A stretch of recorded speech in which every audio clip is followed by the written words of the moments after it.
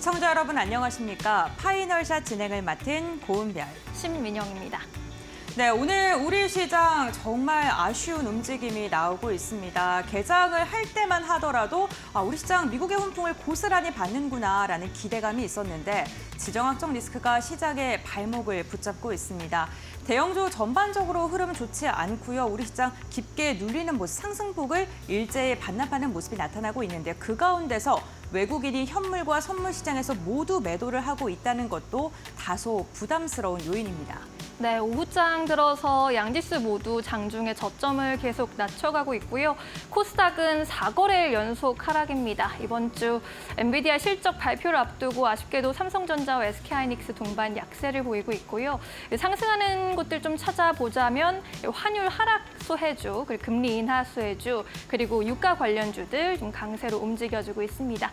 어느덧 8월의 마지막 주입니다. 이제 8월을 좀 정리하고 9월 전략 세워봐야 할 텐데요. 저희 오늘 끝까지 함께 하시면서 마감 보시고 전략도 세워가 보시면 좋겠습니다. 그럼 오늘의 첫 번째 시그널 먼저 고은별 앵커와 함께 확인해 보시죠. 네, 오늘 시장에 좀 기대감이 나올 수밖에 없었던 게 파월 연준 의장의 발언 덕분이었을 것 같습니다.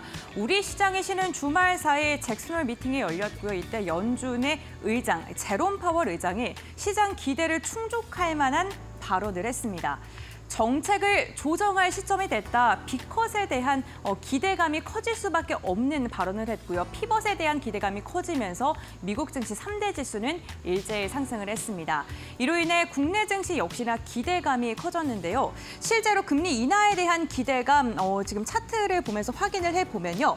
석 달 전만 하더라도 연준이 그러니까 미국의 금리가 인하를 하지 않거나 25bp를 인하할 것이다라는 그러한 전망이 95%에 달했습니다. 그런데 한 달 전만 하더라도 25bp까지는 인하할 것이다라는 기대감이 92%에 달했고요. 잭슨홀 미팅에서 연준 의장의 발언이 나온 뒤에 파란색 봉이 급격하게 커지면서 36%까지 올라갔죠. 빅컷에 대한 기대감이 36%까지 확장하는 데 성공을 했습니다. 내년에 대한 금리 기대감도 점점 더 차트상으로도 변화한 게 확연하게 느껴집니다. 내년 금리 상단이 3.5% 그리고 3.75%까지 낮춰질 수 있다는 기대감이 40%가 넘게 상승하는 모습이 나타났었는데요. 이렇게 제롬 파월 연준 의장의 발언이 시장의 분위기를 바뀌는 모습이 나타났었습니다. 특히나 연준 의장의 발언 중에 방향은 분명히 하고 인하 시기와 속도는 들어오는 데이터와 경제 전망 그리고 위험 균형에 따라서 결정할 것이다라는 이 발언은 빅컷에 대해서 선을 긋지 않았다. 만약에 데이터, 고용시장의 냉각 기조가 확인된다면 50bp 인하 일어날 수 있다라는 기대감으로 해석이 됐습니다. 그로 인해 시장은 환호를 했습니다. 다음 장 함께 확인해 보시죠. 네, 빅컷에 대한 기대감이 점점 더 커지고 있는 것은요. 제롬 파월 의장의 발언뿐만 아닙니다. 여는 총재들의 발언도 좀 힘을 실어주고 있는 요인 중에 하나인데요. 시카고 총재 같은 경우에는 고용 측면에서 주의하길 원한다라고 이야기를 하면서 물가 안정을 좀 인정하는 분위기가 나타났고요. 애틀랜타 총재 역시나 인플레이션, 그러니까 물가가 생각보다 더 둔화했다라고 긍정적인 시그널을 남기기도 했습니다. 필라델피아 총재 역시도 인하를 개시할 때가 드디어 왔다라고 발언을 하면서 체계적으로 인하 과정이 이뤄져야 한다라는 언급을 하면서 이렇게 비둘기파적인 발언이 빅컷에 대한 기대감으로 이어질 수밖에 없었습니다. 특히나 제롬 파월의 시각이 다소 달라졌다는 것도 긍정적인데요. 통화 정책의 우선순위가 물가 안정이 아니라 이제는 고용으로 완전히 넘어간 것이 확인이 됐습니다. 노동시장이 틀림없이 둔화하고 있다. 노동시장을 지원하기 위해 최선을 다할 것이다라고 고용 부분을 지속적으로 언급했다는 것도 좀 중점적으로 확인을 해봐야 되는 시그널 중 하나인데요. 특히나 다음 달 6일에 8월에 비농업 부분 고용 지표가 발표가 될 예정입니다. 시장은 이 부분에 굉장한 집중을 하고 있는데 만약에 실업률 자체가 7월보다 더 강하게 4% 이상의 강한 실업률이 나오더라도 이제는 경기가 둔화될 것이다, 경기가 경색될 것이다라는 우려보다는 고용 시장을 살려야 된다. 그렇기 때문에 빅컷을 단행해야 된다라는 기대감으로 움직일 수 있다라는 분석으로 이어지고 있습니다. 다음 장 함께 확인해 보시죠. 다만 오늘 국내 증시는 굉장히 아쉬운 흐름이 이어지고 있습니다. 우선 지정학적 리스크가 발목을 붙잡고 있습니다. 중동발 이슈가 시장을 지금 붙잡고 있는 가운데 원달러 환율, 그러니까 달러가 약세를 보이면서 달러에 대해 수혜를 입을 것이다라는 기대가 되는 종목을 중심으로는 매수세가 유입되고 있습니다. 대표적으로 항공주가 있겠습니다. 항공주를 구매할 때, 대여할 때 대부분의 비용을 달러로 개선을 합니다. 그렇기 때문에 달러가 약세를 보였을 때 항공주들은 실적, 마진율에 대한 개선을 이뤄낼 수 있고요. 이로 인해 오늘 LCC를 포함해서 항공주들 전반적으로 흐름이 괜찮은 상황이고요. 은행 같은 경우에도 자기 자본율 자체가 좋아질 수 있다라는 기대감이 나오고 있습니다. 특히나 지금 환율을 기준으로 했을 때 3분기 중에 지금 CET 같은 경우에는 비율이 약 15bp가량 상승할 수 있다. 그러니까 환율이 더 약세를 보이지 않더라도 지금 15bp가량의 인상 효과가 기대된다라고 긍정적인 해석이 나오고 있고요. 이로 인해 자본 비율 개선에 주주 환원율 정책에 대한 기대감도 이어질 수밖에 없는 상황입니다. 신재생 에너지에 대해서도 긍정적인 시각 지속적으로 나오고 있고요. 오늘 환율에 대한 기대감 속에 다시금 주가가 방향성을 우상향으로 튼 모습이 나타나고 있습니다. 다만 우리 시장을 주도하는 반도체와 완성차 기업들은요, 오늘 시장에서 상대적으로 소외를 받고 있죠. 아무래도 수출주 중심으로는 달러의 약세가 그렇게 우호적이지는 않은 상황이기 때문인데요. 특히나 반도체 같은 경우에는 엔비디아가 28일, 현지 시각으로 28일이고요. 우리 시간으로는 목요일 오전 6시에 실적 발표를 앞두고 있는 가운데 경계감이 점점 더 커지고 있는 상황입니다. 이제 시장은요, 금리 인하에 대한 기대감이 내년 것까지도 다 반영이 됐다라는 이야기가 나오고 있습니다. 그렇기 때문에 어느 때보다 펀더멘탈이 중요하다라는 시각이 점점 더 커지고 있는 상황인데요. 엔비디아는 과연 실적 발표 후에 컨퍼런스 콜에서 시장의 분위기를 상쇄할 만한 AI 거품론을 희석시킬 수 있을 만한 그러한 펀더멘탈을 제시할 수 있을까요? 가이던스를 얼마만큼 제시할지에 따라서 우리 시장의 변동성도 커질 수밖에 없습니다. 특히나 S&P 500 지수를 보게 됐을 때 9월의 수익률이요, 1년 중에 가장 안 좋습니다. 이를 상쇄할 만한 실적을 발표하고 펀더멘탈을 제시할 수 있을지 이 부분을 좀 주목해 보셔야 될 것 같습니다. 이렇게 우리 시장까지 영향을 주는 첫 번째 시그널 함께 확인해 봤고요. 신민영 앵커와 함께 두 번째 시그널 살펴보시죠. 네, 두 번째 시그널로 넘어가 보겠습니다. 여러분은 2024년 여름을 어떻게 기억하실 것 같으신가요? 저는 너무 더워서 잠을 잘 못 잤던 여름으로 특히 기억을 할 것 같습니다. 역대 최고치의 열대야 일수를 기록한 올해 여름이었습니다. 이렇게 역대급 폭염과 열대야로 인해서 때 아닌 특수를 누리고 있는 업종이 있다고 하죠. 바로 유통업종입니다. 역대급 폭염에 때문에 대형 쇼핑몰들이 웃었다고 하는데요. 휴가철이 통상적으로 7, 8월에 피서객들이 이제 많이 마트나 백화점 오지 않기 때문에 비수기로 여겨지는데 그러한 공식이 깨졌다는 분석도 나오고 있습니다. 열대야로 인해서 특히나 백화점 쇼핑몰의 저녁 시간대 방문객 증가가 두드러졌다고 하는데요. 더운 여름밤에 사람들이 쇼핑몰로 발길을 옮긴 것으로 보입니다. 롯데 백화점과 롯데 아울렛의 경우에 오후 5시 30분부터 8시 30분까지 방문객 수가 지난해보다 20% 넘게 증가했다고 하고요. 현대 백화점의 경우에도 오후 6시부터 8시까지 방문객이 22.5%나 급증했고 매출도 8.7% 늘었습니다.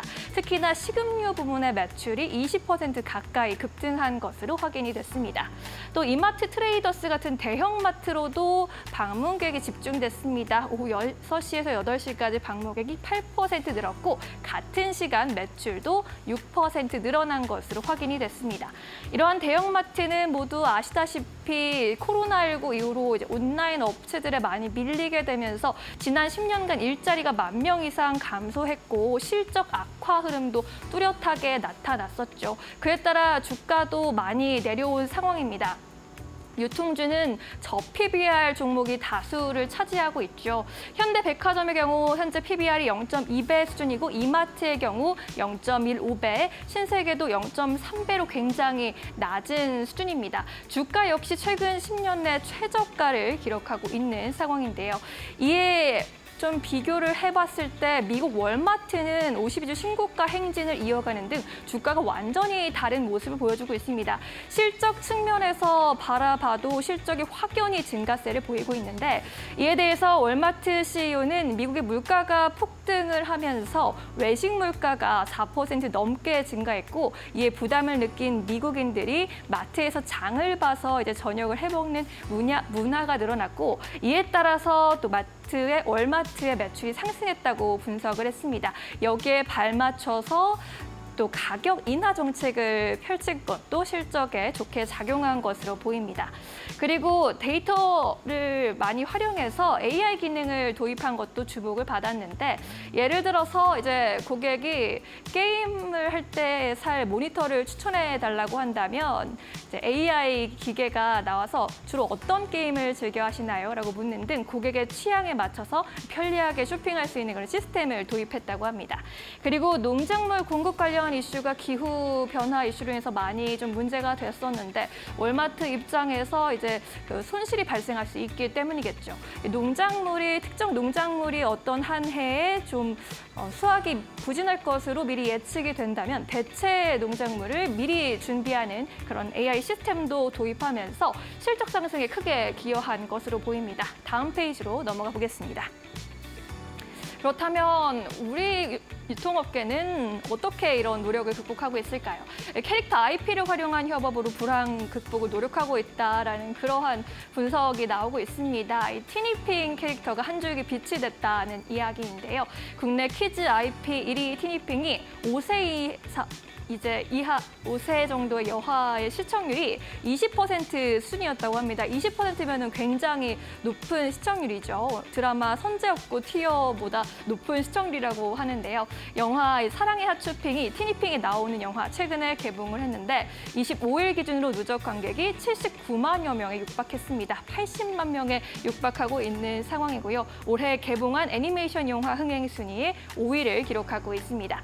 그리고 롯데온에서 캐치 티니핑 메가 세일을 진행했는데 하루 7억 원의 매출을 기록했다고 하죠. 이제 괜히 티니핑을 보고 뭐라고 하죠? 그 타산핑이다.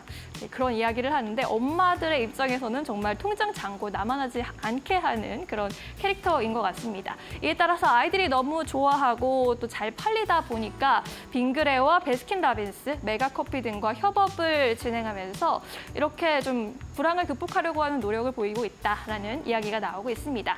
이 티니핑 IP를 보유하고 있는 효과로 인해서 오늘 SAMG의 주가도 강세를 보이고 있는데요. 이에 따라서 하반기 적자 폭도 축소될 것으로 예상이 되고 있습니다. 상반기 누적 영업 손실이 96억을 기록했는데 지난 1분기에 59억 원, 2분기에 37억 원을 기록하면서 그래도 적자 폭을 줄여가고 있고요. 하반기부터 일본에서 티니핑 시즌2가 또 나온다고 한다는 기대감, 그리고 사랑의 하츄핑 영화 실적이 하반기에 반영될 것이라는 기대감으로 오늘 주가 약세장에서도 불구하고 5%, 6%대 강세를 보여주고 있는 상황입니다. 뜨거운 여름의 특수를 받다는 유통업계가 날씨가 좀 차가워져도 주가에 온기를 남겨주길 기대해 보겠습니다. 네, 오늘도 저희 파이널샷과 함께 하시면서 현명한 마감 전략 세워보시길 바랍니다. 네, 그럼 월요일의 파이널샷 지금 바로 출발합니다.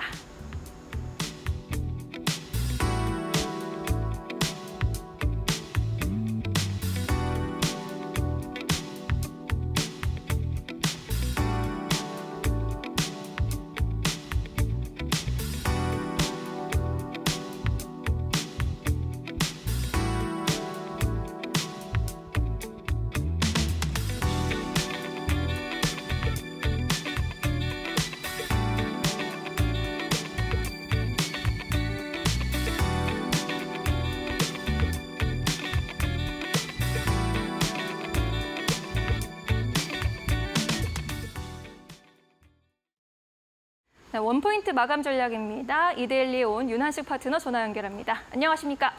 네, 안녕하세요. 윤한식 파트너입니다. 네, 오늘 시장, 미국 시장과 좀 다르게 우리 시장을 좀 많이 눌리고 있습니다. 오늘 전략 어떻게 세워가고 계십니까?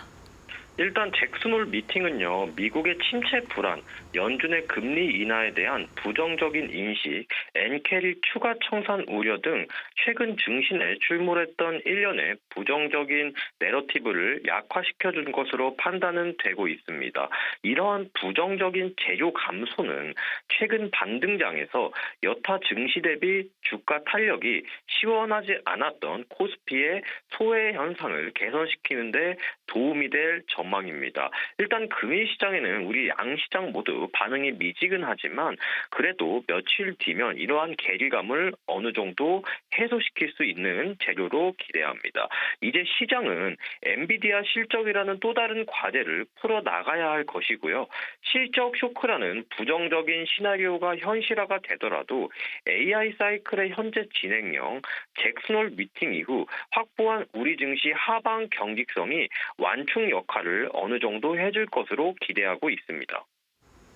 네, 잘 알겠습니다. 그럼 오늘 시장에서 공략해 볼 만한 종목 있다면 어떤 종목 될까요? 먼저 일단 환율이 꽤 지금 조정세를 보이고 있습니다. 이렇게 환율이 조정세를 보이곤 할 때 봐야 되는 종목이 몇 개 있는데요. 그래서 오늘의 종목은 바로 한국전력입니다. 최근 중동 정쟁의 우려와 해소와 경기 둔화 우려, 금리 인하 기대 등에 따른 유가 하락으로 인해 원달러 환율 하락 등 우호적 매크로 환경으로 4분기 2025년 실적 전망치가 상향됐고요. 유가는 4에서 5개월 후행, 원달러 환율은 1개월 후행하여 한국전력의 연료 및 전력 구입비 감소 효과가 발생되고 있습니다. 유가가 1달러당 배럴 하락 시에 연간 2,900억 원, 환율은 10원 하락 시 약 2,400억 원 내외의 비용 감소 효과가 발생할 것으로 추정이 되고 있습니다. 또한 동사는 연결기준 총 차입금은 131조 원이고요. 향후 금리가 0.5% 하락 시에 약 6,600억 원 가량의 이자 비용 감소 효과까지 발생할 수 있습니다. 지금 현재 9월달 금리 인하가 기정사실화가 되고 있기 때문에 방금 말씀드린 이러한 재료는 향후 한국전력의 재무 상태에 아주 큰 도움이 될 수 있다고 생각합니다. 그렇기 때문에 한국전력 지금 현재가에서 관심 있게 보시기 바랍니다. 매수가는 21,200원에서 22,000원까지 비중 10%로 일단은 공략을 해보시고요. 손절가는 28,000원 이탈 시 목표가는 24,000원 이상 목표가 드리겠습니다. 감사합니다. 네, 환율 하락으로 수혜를 볼 수 있는 한국전력 이야기해 주셨습니다. 오늘도 말씀 고맙습니다. 네, 감사합니다. 네, 이어서 외국인과 기관은 어떤 종목들에 주목하고 있을까요? 고은별 앵커와 함께 확인해 보시죠. 네, 수급픽 외국인의 수급부터 함께 확인해 보도록 하겠습니다. 오늘 외국인 유가증권 시장에서 셀트리온을 가장 많이 담고 있는 것으로 나타나고 있습니다. 스텔라라에 대한 바이오시밀러 유럽 시장에서 승인을 받았다라는 소식을 전해지면서 투자 심리가 우호적으로 흘러가고 있죠. 외국인의 선택도 셀트리온이 가장 많이 유입되고 있고요. 반면에 FDA 승인으로 인해서 주가가 많이 오른 유한양행에 대해서는 오늘은 매도를 선택하고 있습니다. 한국전력을 향해서 외국인과 기관의 매수세가 연이을 뜨겁습니다. 기관은 무려 7거래일째, 외국인도 5거래일째 강하게 담고 있는데요. 금리 인하로 인해서 4분기 실적이 개선될 것이다라는 기대감이 주가를 끌어올리고 있는 것으로 보이고요. 최근에 사업을 좀 축소하고 있는 카카오 역시나 금리 인하에 대한 수혜가 기대되는 종목입니다. 외국인이 세 번째로 많이 담고 있습니다. 오늘 반도체 기업들은 상대적으로 약한 반면에 2차 전지는 좀 날아가고 있습니다. 에코프로 머티리얼즈를 유가증권 시장에서 네 번째로 담고 있습니다. 반면 엔비디아의 실적 발표를 앞두고 SK 하이닉스와 한미반도체를 향해서는 매도를 선택을 하고 있고요. 금융주 가운데 KB금융에 대해서 4거래일째 불량을 덜어내고 있는 모습이 포착되고 있습니다. 다음으로는 코스닥 함께 확인해 보시죠. 네, 코스닥 같은 경우에는 오늘 같은 섹터 내에서도 종목별로 접근을 다르게 한다는 점이 특징적입니다. 대표적으로 제약바이오 같은 경우에는 퓨처캠과 리가캠바이오 그리고 시젠에 대해서 강한 매수를 하고 있는 반면에 알테오잔과 삼천단제약 그리고 오스코텍을 향해서는 매도를 선택하고 있습니다. 특히나 오늘 외국인이 코스닥에서 가장 많이 사들이고 있는 퓨처캠은요. 지금 유럽에 있는 암학회에서 임상 결과를 구두로 공개한다라는 소식이 전해지면서 이로 인해 두 자릿대 강세가 나타나고 있다는 게 특징적이고요. 펄어비스 같은 경우에는 게임스컴에서 수상을 못했다, 불발됐다라는 소식이 전해지면서 오늘 두 자릿대 약세가 나타나고 있는 상황이고요. 외국인 역시나 오늘 강하게 던져내고 있습니다. 다음으로는 기관의 수급 함께 확인해 보도록 하겠습니다. 기관 같은 경우는 외국인과 마찬가지로 한국전력 강하게 담아내고 있고요. 외국인이 던지고 있는 유한양행을 기관이 소화해주고 있는 모습이 나타나고 있습니다. 2차 전지 셀 기업을 향해서는 기관의 모습이 조금 다른데요. LG 에너지 솔루션을 향해서는 강한 매수를 하고 있는 반면에 삼성 SDI를 향해서는 매도를 선택하면서 같은 섹터 내에서도 선별적 움직임을 보이고 있다는 점을 체크해 보셔야 될 것 같습니다. 최근에 건설주들 좋습니다. 오늘 기관의 선택은 삼성물산이었고요. SK 하이닉스를 향해서 매수를 선택하고 있지만 삼성전자 가장 많이 던지고 있습니다. 오늘 수급을 보게 된다면 메이저 수급이 금융지주사를 좀 던지고 있습니다. 한국금융지주 그리고 KB금융에 대해서 매도를 선택하고 있는 기관이고요. HD, 현대, 미포, 조선사들 아무래도 파업에 대한 리스크가 주가의 발목을 붙잡고 있죠. 오늘 기관은 매도를 선택했습니다. 다음으로는 코스닥 함께 확인해 보겠습니다. 코스닥의 기관의 수급을 보게 된다면요. 오늘 기관의 러브콜은요. 제약바이오주로 좀 쏠려있는 모습이 나타나고 있습니다. 1위부터 5위까지 일제히 다 제약바이오 관련 기업들이고요. 특히나 그 가운데에서도 ADC, 이중항체에 대한 기술력을 갖고 있는 기업을 중심으로 매수세가 강하게 들어오고 있습니다. 대표적으로 리가켄바이오가 있겠고요. ABL바이오도 마찬가지입니다. LC팜을 향해서는 12거래일째 기관의 매수세가 강력하게 들어오고 있다는 점도 체크해 보시면 좋을 것 같습니다. 매도 상위권을 보게 되면요. 어쨌든 화장품 관련주 지난달에 많이 올랐던 종목 좀 매도 물량 나오고 있고요. 게임주들을 향해서도 매도를 하고 있는 상황입니다. 특히나 특징적인 게 반도체 소부장 관련 기업도 던져내면서 반도체 투자 심리가 다소 위축됐다는 점도 체크해 보시면 좋을 것 같습니다. 지금까지 수급픽 확인해 봤습니다. 네, 수급픽 계속 이어가도록 하겠습니다. 시장에서 움직이고 있는 수급 특징주 조금 더 자세히 살펴보겠습니다. 이데일리 스페셜리스트 신일섭 전문위원과 함께합니다. 안녕하세요.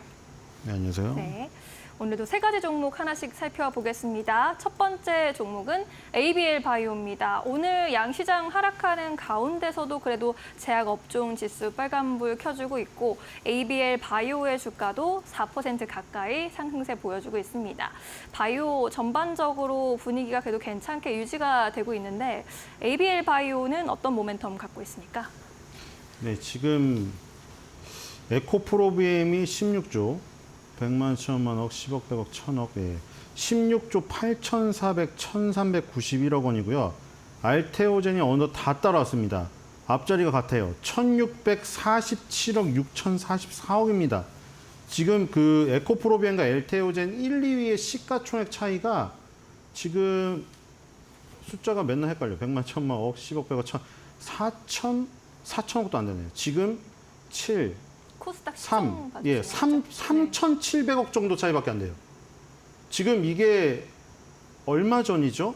매일 확인을 안 하니까 얼마 전만 해도 앞자리가 제가 기억나는 게 18대 15인가? 그랬거든요. 18조, 15조? 거의 뭐 3조 차이가 나는 지금 상황이었는데 지금 4천억으로 줄었습니다. 4천억 미만으로. 이게 지금 의미하는 바가 굉장히 크죠. 에코프로비엠은 2차 전지를 대표하는 상징적인 종목이고 알테오젠은 최근에 그 바이오의 붐을 이끈 상징적인 존재입니다. 근데 이게 만약에 알테오젠이 에코프로비엠을 제치고 시가총액 코스닥 1위에 오른다고 하면은 거의 뭐 지금 현재 바이오의 기세를 완전히 상징적으로 표방하는 어떤 깃발을 꽂는 행위라고 보여지거든요. 그래서 이렇게 되면 알테오젠, 그리고 리가켄바이오, ABL 바이오, 펩트론 이런 우리나라가 기술 수출을 하는 모델을 정착시킨 이 네 종목이 굉장히 큰 힘을 얻게 된다. 이런 생각이 듭니다. 그래서 지금 알테오젠과 에코프로비엠의 시가총액 코스닥 1위 싸움 굉장히 지금 흥미진진하게 벌어지고 있고요. 그래서 이제 시가총액 순대로 알테오젠이 2위에 있고 아까 말한 지금 오늘 4%가 오르고 있는 리가켄바이오, 지금 리가켄바이오하고 5위 엔캠도 줄어들었습니다. 지금 HLB가 4위인데 여기가 11조고 5위부터는 확 떨어지거든요.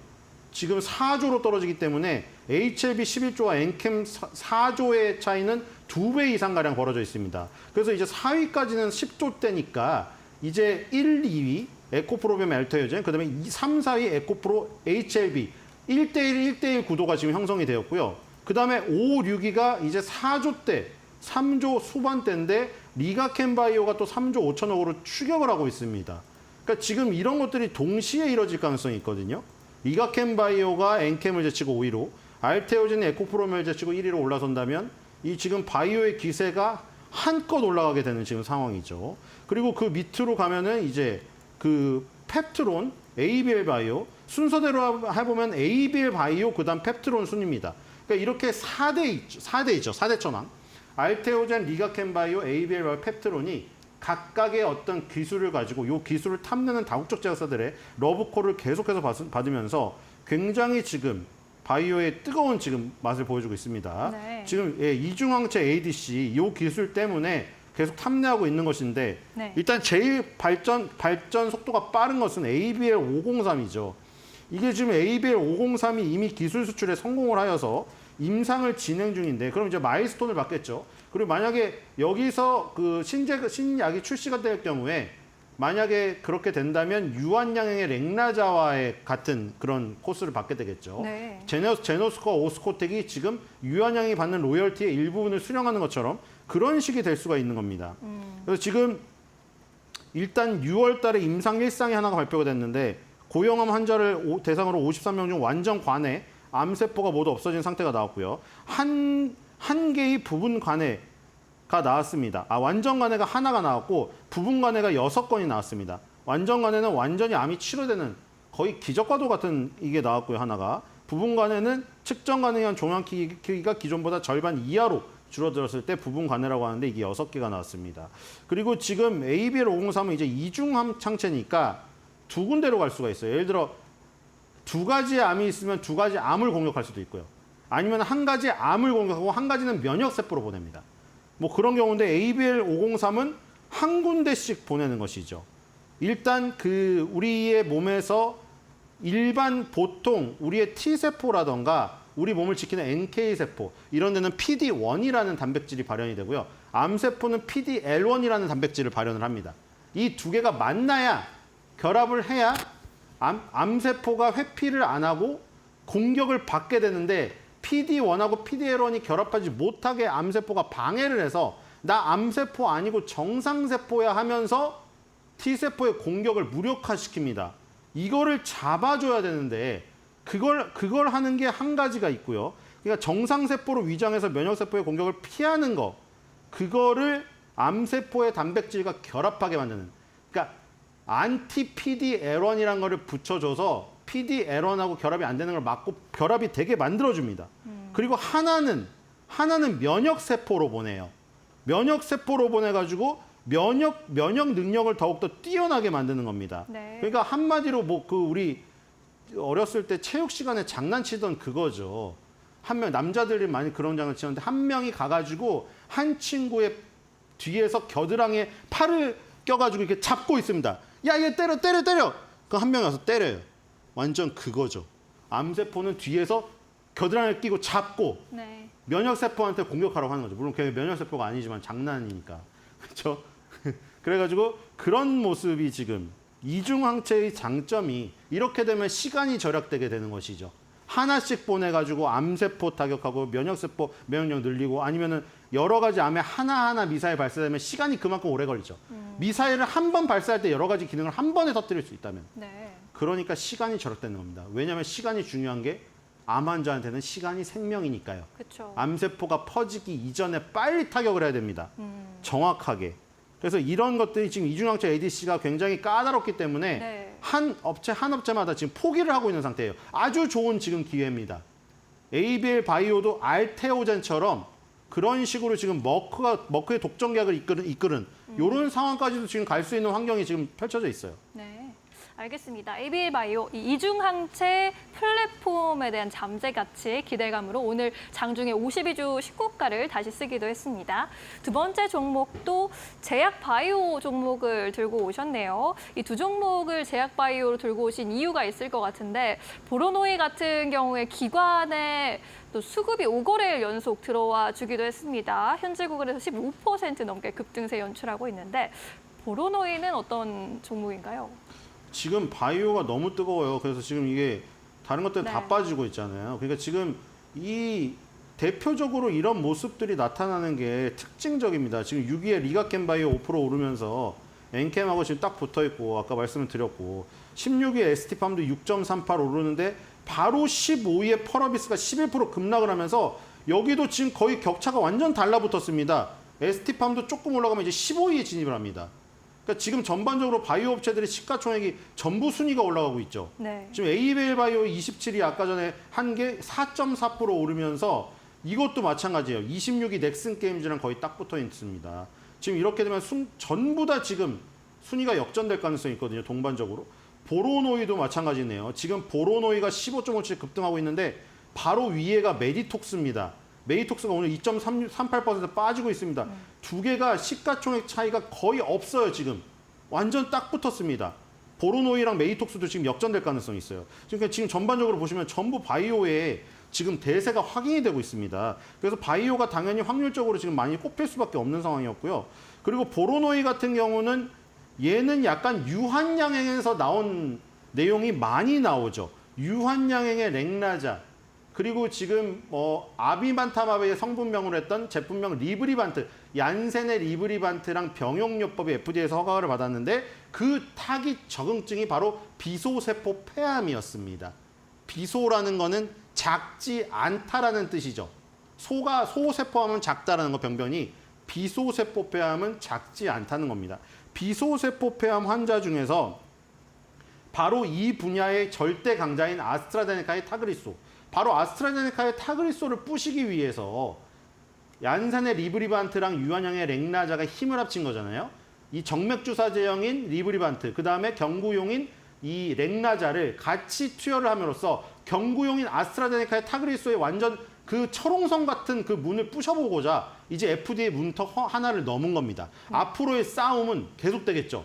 아스트라제네카의 타그리소도 자기에게 맞는 짝꿍을 찾아서 더욱더 큰 시너지를 내기 위해서 계속 임상 연구를 하고 있고요. 현재 지금 예를 들어서 화학요법하고 아스트라제네카의 타그리소를 플러스 했더니 렉나자랑 리브리반트 이긴 게 나왔습니다.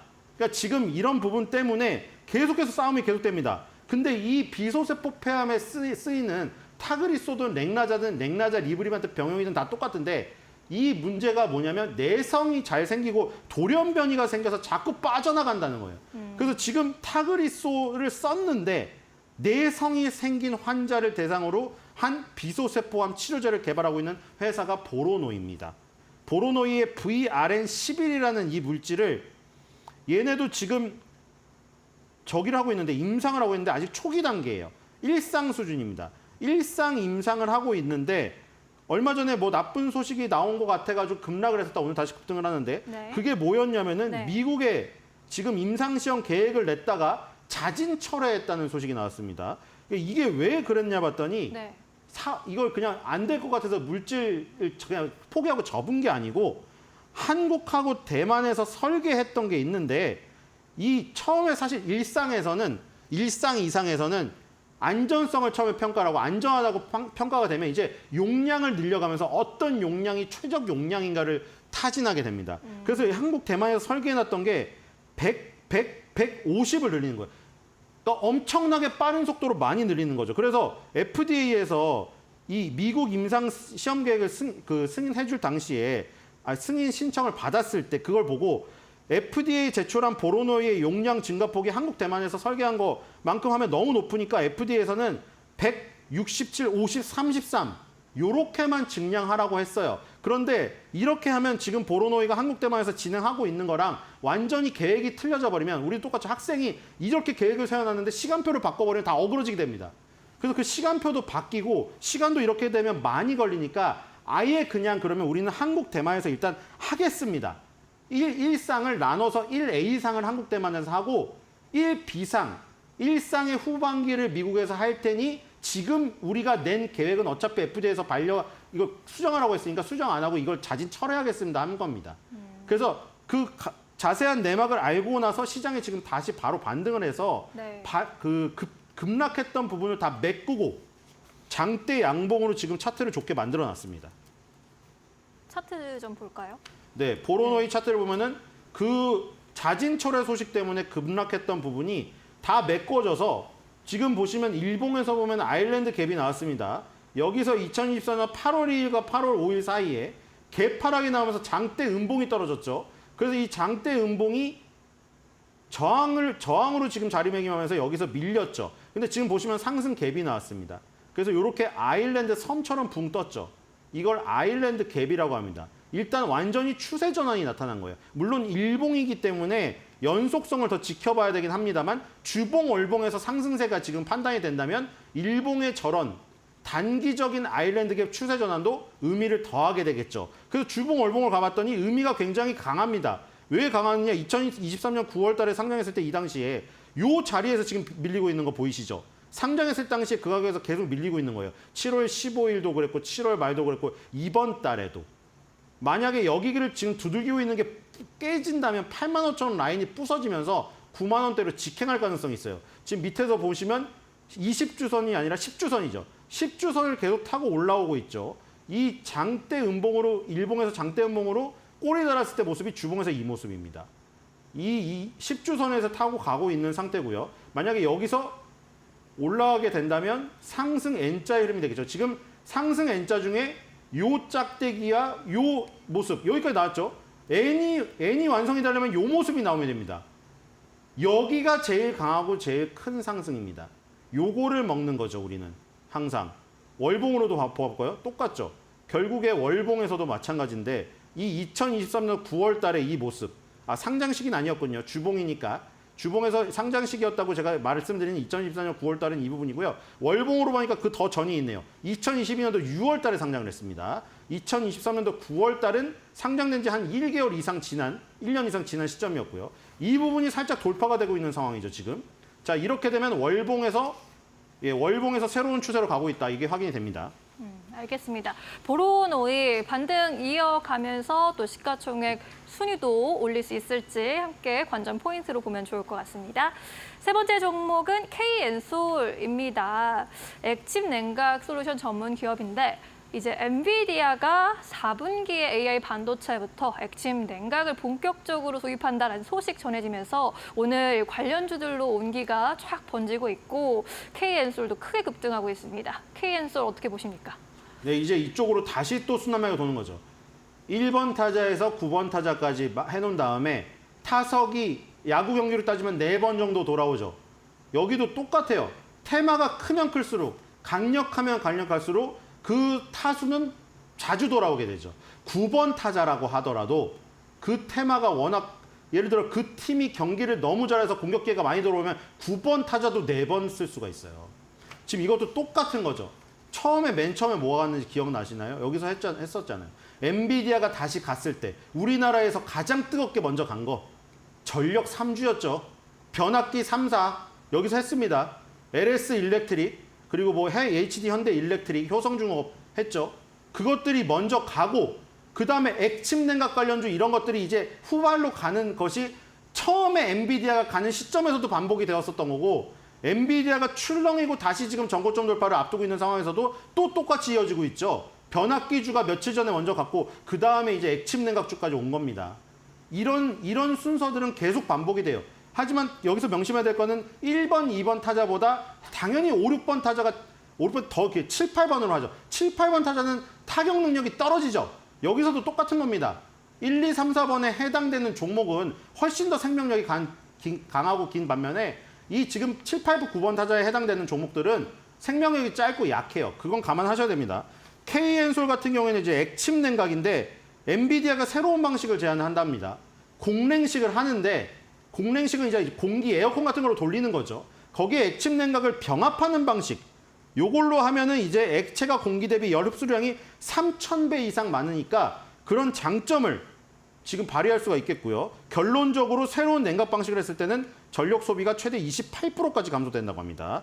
KN솔이 서브머사라는 회사랑 협력을 해가지고 이머징 쿨링 시장에 진출을 했다는 이 얘기 때문에 항상 액침 냉각 관련주를 엮여서 움직이는 경향이 있다. 대신에 이 지금 효성중공업, HD 현대일렉트릭, LS일렉트릭과는 다르게 KN솔은 20개월 선 라인에서 반등을 시작한다는 것이죠.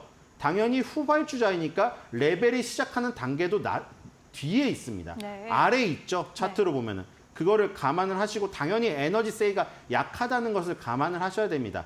잘 나가는 애, 공격력이 강한 애는 50m, 100m 앞에서 뛰는 거고 늦은 애들은 50m 뒤에서 뜁니다. 100m 뒤에서. 그런 에너지의 세기를 감안을 하고 순환매의 순서를 기억하고 접근을 하셔야 될 것 같습니다. 네, 오늘 현재 25% 가까이 급등하고 있는데 시세가 유지될지는 좀 면밀하게趋勢를 살펴보시는 게 좋을 것 같습니다. 네, 오늘 이 시간 여기까지 하겠습니다. 고맙습니다.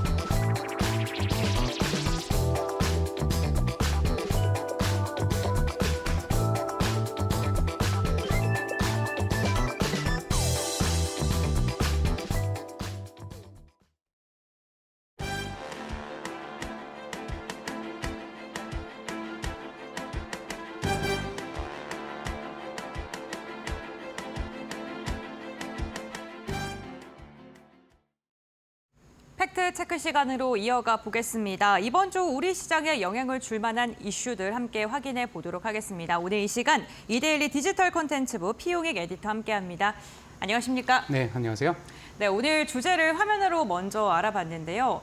이제 조정할 때가 왔다. 네, 금리 인하 피벗에 대한 기대감이 우리 시장뿐만 아니라 전 세계 글로벌적으로 좀 영향을 미치고 있는 상황입니다. 어쨌든 시장의 눈이 잭슨홀 미팅으로 쏠렸었죠. 네, 맞습니다. 네. 이번 주에도 계속 잭슨홀 미팅 호재가 이어질 것으로 기대가 되고 있는데요. 네. 일단 뭐 미국 연방준비제도의 기준금리 인하가 네. 기정사실화된 상태에서 제롬 파월 연준 의장이 어떤 발언을 한다는 게 뭐 얼마나 호재가 될 수 있을까 약간 그런 걱정도 있었던 게 사실이에요. 네. 근데 생각보다 좀 예상보다 센 발언이 나왔고 그래서 피벗 기대감이 굉장히 커졌습니다. 그래서 뉴욕 증시도 일제히 올랐고요. 우리나라 증시는 주말 사이에 있었던 중동 그 위기감이 고조되면서 조금 그 상승세가 제한받고 약세로 전환한 것 같은데요. 그래도 이번 주에도 피벗 기대감이 살아있기 때문에 분위기를 이어갈 수 있을지 그게 관건입니다. 이번 주에는 일단 두 가지 가장 큰 재료가 있겠습니다. 네. 미국에서는 그 연준이 주목하는 물가지표인 개인 소비 지출 (PCE가) 발표됩니다. 무엇보다 그리고 또 한 가지는 우리나라를 비롯해서 전 세계적으로 올해 가장 뜨거웠던 종목이죠. 엔비디아의 실적 발표도 예정이 돼 있습니다. PC와 엔비디아 모두 시장 분위기 자체를 바꿔놓을 수 있을 정도의 중요한 재료이기 때문에 이번 주에 주목해서 봐야 되겠습니다. 네, 오늘 국내 증시 자체는 어쨌든 중동의 지정학적 리스크가 조금 더 크게 시장에 영향을 주고 있습니다만 잭슨홀 미팅에서 나온 이 발언들이 언제든지 시장에 또 영향을 줄 수 있다라고 이야기해 주셨는데 그렇다면 요일별로 좀 자세히 확인을 해보도록 하겠습니다. 오늘 밤이죠. 월요일도 뭐가 있습니까? 네, 미국에서는 7월 내구재 수주가 발표됩니다. 내구재 수주는 제조업 선행 지표인데요. 미국 제조업 경기가 확장세에 있는지 위축됐는지를 판단할 수 있을 것 같습니다. 앞서 6월에는 0.3% 증가했을 것이라는 예상을 깨고 6.6% 감소한 것으로 나왔습니다. 5개월 만에 마이너스로 전환한 건데요. 7월 수치는 어떻게 나올지 주목되고 있습니다. 오늘 밤에는 또 댈러스 연방준비은행이 발표하는 8월 제조업 지수도 나오니까 같이 봐주시면 좋겠습니다. 오늘 또 영국은 뱅크 홀리데이로 하루 휴장합니다. 네, 그렇군요. 우선 미국에서는 제조업과 관련된 지표들이 오늘 두 가지가 발표가 될 예정이니까 이 부분 좀 체크해 보셔야 될 것 같고요. 이어서 화요일 밤에 좀 우리 시장에 영향을 줄 만한 지표가 또 어떤 게 발표될까요? 네, 화요일에는 S&P 케이스 실러가 발표하는 미국의 6월 대도시 주택가격 지수가 발표됩니다. 요즘 우리나라도 집값이 계속 오르고 있다는 보도가 많이 나오고 네, 있잖아요. 맞아요. 네. 그런데 미국은 올해 들어서 집값이 사상 최고치를 계속해서 경신하고 있습니다. 4월에는 전년 대비 7% 상승률을 보였고요. 5월에는 6% 후반의 상승률을 기록했습니다. 연준이 기준금리를 인하하기 위해서는 물가가 연준의 목표 범위 안에서 움직이는 게 중요한데요. 집값, 주거비 이런 것들이 쉽게 잡히지가 않고 있어서 이번에 그 주택가격 지수가 어떻게 나올지 굉장히 중요하게 확인해야 될 것 같습니다. 또 컨퍼런스 보드가 발표하는 미국의 이번 달 소비자 신뢰 지수도 발표가 되는데요. 소비 지출을 예측할 수 있는 선행 지표 역할을 하고 있습니다. 7월에는 예상치를 웃돈 100.3을 기록했고요. 미국의 소비 전망을 가늠해 보는 지표가 될 것 같으니까 8월 지표도 확인해야 되겠습니다. 네, 우선 연준의 눈, 그러니까 지금 집중적으로 바라보는 게 이제는 물가보다 고용이긴 합니다만 어쨌든 이 물가 부분에서 노이즈가 튀게 된다면 이것 또한 시장에 영향을 줄 수 있을 것 같습니다. 이 부분 체크해 보셔야 될 것 같고요. 사실 수요일 밤, 그러니까 우리 시장에는 목요일장 영향을 주는 이슈들이 좀 집중적으로 봐야 될 게 있지 않습니까? 네, 맞습니다. 이번 주 가장 중요한 네. 이벤트라고 할 수 있죠. AI 반도체 업체인 엔비디아가 2분기 실적을 발표합니다. 엔비디아는 올해 가장 주목받고 있는 종목이고 반도체주와 AI주의 주가를 견인해 왔는데요. 최근 한두 달 사이에는 AI 거품론이 좀 불거졌었고 그래서 조금 다소 주춤한 흐름을 보이기도 했습니다. 그래도 실적 기대감 때문에 최근 2주 동안에는 20% 넘게 올랐거든요. 이번 주 수요일에 어떤 성적표를 내놓느냐가 굉장히 중요할 것 같습니다. 월가 전문가들은 엔비디아가 2분기에 주당 64센트의 순이익과 286억 5천만 달러의 매출액을 올렸을 것으로 전망하고 있습니다. 지난해 같은 기간에 비해 굉장히 실적이 좋아졌을 것이라는 예상인데요. 관건은 이러한 예상치보다 실제 실적이 더 높게 나와야지 실망 매물이 나오지 않겠죠. 그리고 실적 발표 후에 컨퍼런스 콜에서 그 실적 가이던스, 앞으로 실적 전망을 제시할 예정인데요. 이게 오히려 더 중요할 수도 있을 것 같습니다. AI 거품론이라든가 AI 투자 정점론 이런 것들을 잠재우는 내용이 발표될지 관심이 모아지고 있습니다. 8월 증시에는 잭슨홀 미팅이랑 엔비디아 실적이 가장 중요한 재료로 꼽혀왔습니다. 잭슨홀 미팅은 호재가 됐고요. 엔비디아가 시장에 어떤 영향을 줄지가 이제 남은 관건이라고 할 수 있는데요. 엔비디아는 앞선 최근 몇 분기 동안 어닝 서프라이즈를 기록하면서 증시 전반에 호재가 되어왔습니다. 다만 엔비디아 실적에 대한 기대감이 너무 높게 형성돼 있어서 그리고 또 이런 기대감 때문에 최근에 20% 넘게 주가가 오른 점은 다소 부담스러운 요인으로 꼽히고 있습니다. 네, 그 M7 중에서도 견조한 실적을 발표하고 나서 어닝콜에서 가이던스를 좀 부진하게 이야기하면서 충격받은 곳이 많았기 네. 때문에 좀 어닝콜을 집중적으로 보셔야 될 것 같고요. 무엇보다 지금 주가가 단기간에 다시금 너무 크게 반등을 맞습니다. 했다는 점, 이 부담감을 떨쳐낼 만큼의 실적을 발표할 수 있을지 주목하셔야 된다라고 이야기해 주셨고요. 지금 수요일에 모두가 다 엔비디아만 집중하고 네. 있거든요. 엔비디아 말고도 좀 주목해 볼 만한 뭐 이슈가 있을까요? 예, 또 다른 기업 실적 발표가 있는데요. 네. 기업용 소프트웨어 업체인 세일즈포스의 실적도 관심이 가고 있습니다. 앞서 1분기에 어닝 쇼크를 기록하면서 기술주 전반에 악재가 됐었거든요. 2분기에는 어땠을지 확인해야 될 것 같습니다. 수요일에는 또 크리스토퍼 월러 연준 이사의 발언도 예정돼 있습니다. 3주 전까지만 해도 월러 이사는 어떤 말을 했냐면요. 연준이 당장 금리를 내리지 않아도 세상이 끝나는 건 아니다. 이런 말을 해가지고 금리 인하에 대해서 좀 신중한 입장을 보여왔거든요. 지난주에도 연설이 있었는데 이때는 통화 정책에 대해서는 언급하지 않았습니다. 이번 주에는 과연 어떤 발언을 할지 관심 있게 지켜봐야 하겠습니다. 원래 좀 매파적인 인사인가요? 네, 그렇죠. 그러면 이 매파적인 인사의 발언이 좀 비둘기적으로 바뀌었을 때 시장에 과연 어떻게 반응할지도 확인을 해보시는 게 중요해 보이고요. 다음으로는 목요일 이슈 한번 확인해 보겠습니다. 목요일에도 체크해 볼 게 있나요? 네, 많이 있습니다. 미국의 2분기 경제 성장률 GDP 잠정치가 발표됩니다.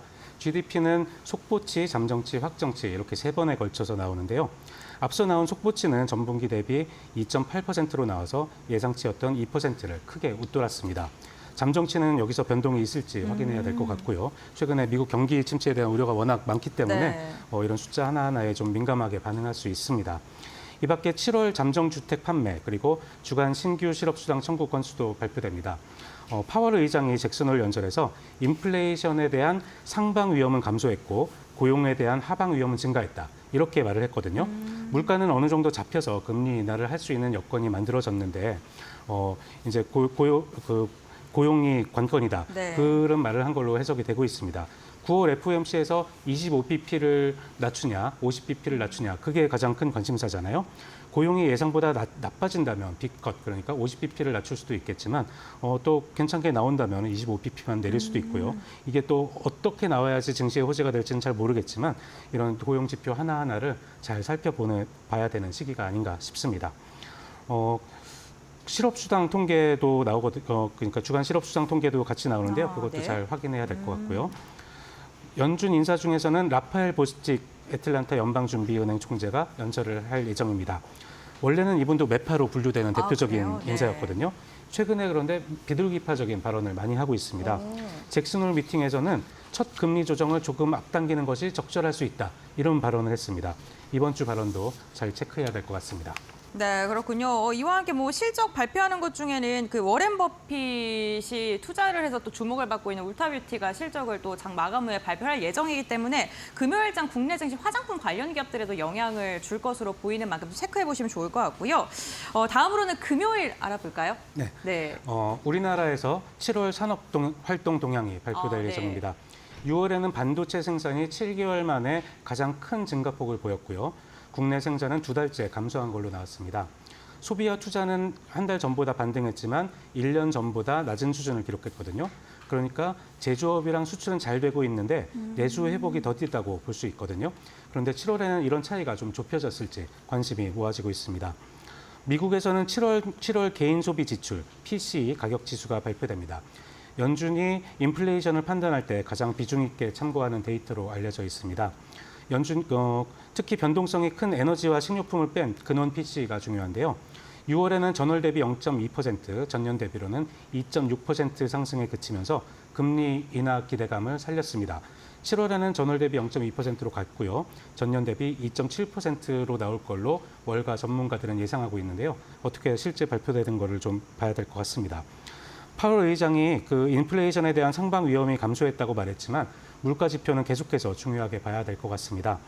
9월에 금리 인하를 시작한다고 해도 몇 번에 걸쳐서 얼마만큼이나 낮추게 될지 그게 관건인데요. 파월 의장은 인하 시기와 속도에 대해서 이렇게 말을 했습니다. 들어오는 데이터, 변화하는 경제 전망, 그리고 위험 균형에 따라 결정된 것이다. 그러니까 금요일에 나오는 PCE 지표도 앞으로 연준의 정책 속도를 가늠하는 데 판단의 기준이 될 것 같습니다. 이 밖에 미국에서는 미시간대가 발표하는 소비자 심리 지수 확정치가 나오고요.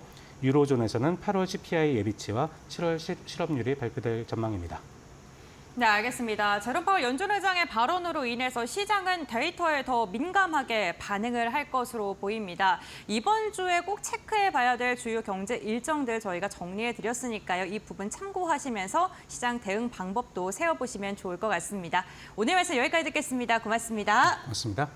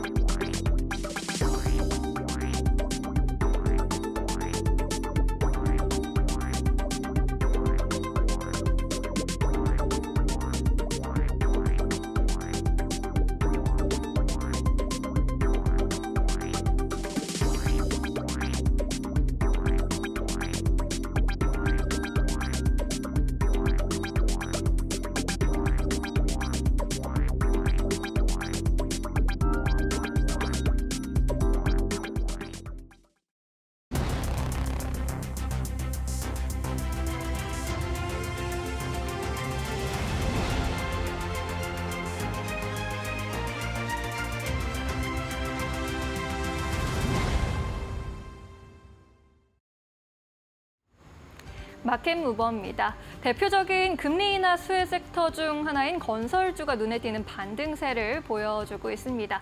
주요 건설주의 최근 주가 상승률 보시면 코스피지수 월 저점부터 지난 23일까지 기준으로 했을 때 HDC 현대산업개발이 30% 가까이 급등했습니다. GS건설도 20%대 가까이, 삼성물산도 10% 넘는 상승세를 보였습니다.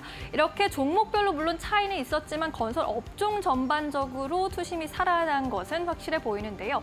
증권가에서는 이러한 건설주의 상승이 단순히 테마성 상승이 아니라 중장기적인 모멘텀이라고 보고 있습니다. 얼마 전에 이제 정부의 88 부동산 공급 확대 정책도 하나의 모멘텀이 되었었죠. 여기에 더해서 2022년 이후 건설주를 계속해서 압박해 왔었던 부정적인 요인도 대부분 개선되고 있다고 평가하고 있습니다. 먼저 금리가 하락하고 있습니다. 지난 6월에 주택담보대출 금리가 3.71% 수준으로 내려온 상황이고요. 금리가 하락하면서 자연스럽게 아파트와 주택의 매매 거래량도 증가하고 있습니다. 지난 상반기 아파트 거래량 16% 전년 동기 대비 증가한 바 있습니다. 주택 가격도 상승하고 있습니다. 서울이 22주 연속 상승세, 수도권도 14주 연속 상승세 이어가고 있고요. 지방 같은 경우에는 하락세 이어가고는 있지만 하락폭 둔화가 확인되고 있습니다.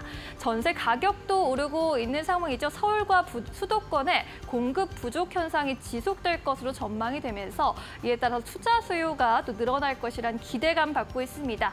분양과 착공 역시 증가세인데요. 상반기에 분양이 56% 늘어났고 착공 건수도 지난해 대비해서 38% 증가한 것으로 확인이 되고 있습니다.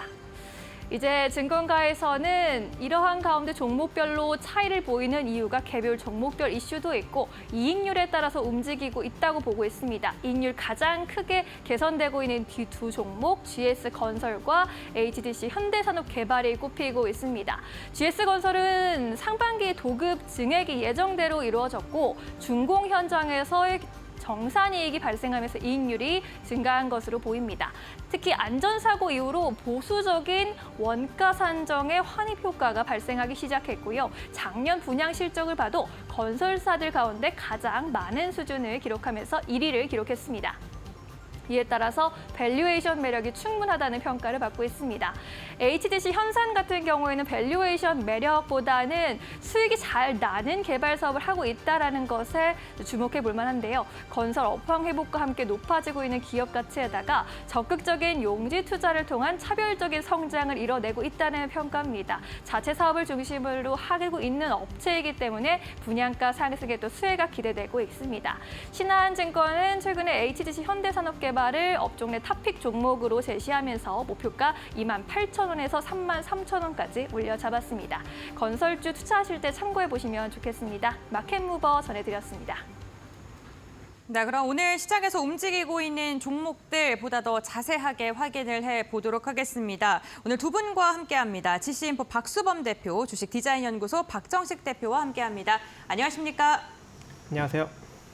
네, 오늘도 종목에 대해 조금 더 자세히 알아볼 텐데요. 먼저 박수범 대표님이 선택하신 첫 번째 종목부터 알아보겠습니다. 오늘 티웨이 항공을 첫 번째 종목으로 선정해 주셨는데요. LCC기업도 오늘 흐름 좋습니다. 네, 그렇습니다. 뭐 금리 인하에 대한 내용들이 좀 나오다 보니까 네. 뭐 주말에 있었던 이제 잭슨홀 미팅에서 파월 의장이 이제 금리 인하를 한다라는 얘기가 나왔고요. 이것이 이제 B컷이 될 것이냐, 아니면 그냥 이제 25bp 할 것이냐. 될 것이냐. 네, 뭐 그 관점인데 아무튼 뭐 그 부분에 있어서 일단 금리 인하를 한다라는 부분들은 일단 환율적으로 봤을 때는 일단 뭐 원화가 좀 강세로 좀 전환될 수 있다는 거죠.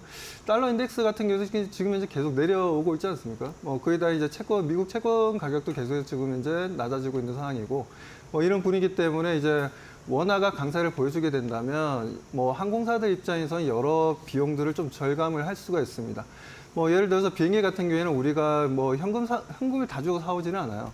거의 리스 개념으로 이제 가져오게 되는데 미 달러의 부채를 안고 가져오는 거죠. 뭐 그러다 보니까 달러 인덱스가 내려가게 되면 자연스럽게 원화 강세가 이루어지는 부분들은 그만큼 이자 비용이 이제 적게 발생한다는 부분들이고, 뭐 일단 또 항공기 같은 경우는 또 자주 이렇게 또 관리비가 좀 많이 또 들어갑니다. 뭐 그렇기 때문에 그런 부분들도 많이 또 세이브 될 수 있는 부분들도 있어서 티웨이 항공 같은 경우는 지금 현재 국내에서 최초의 이제 LCC 기업이에요.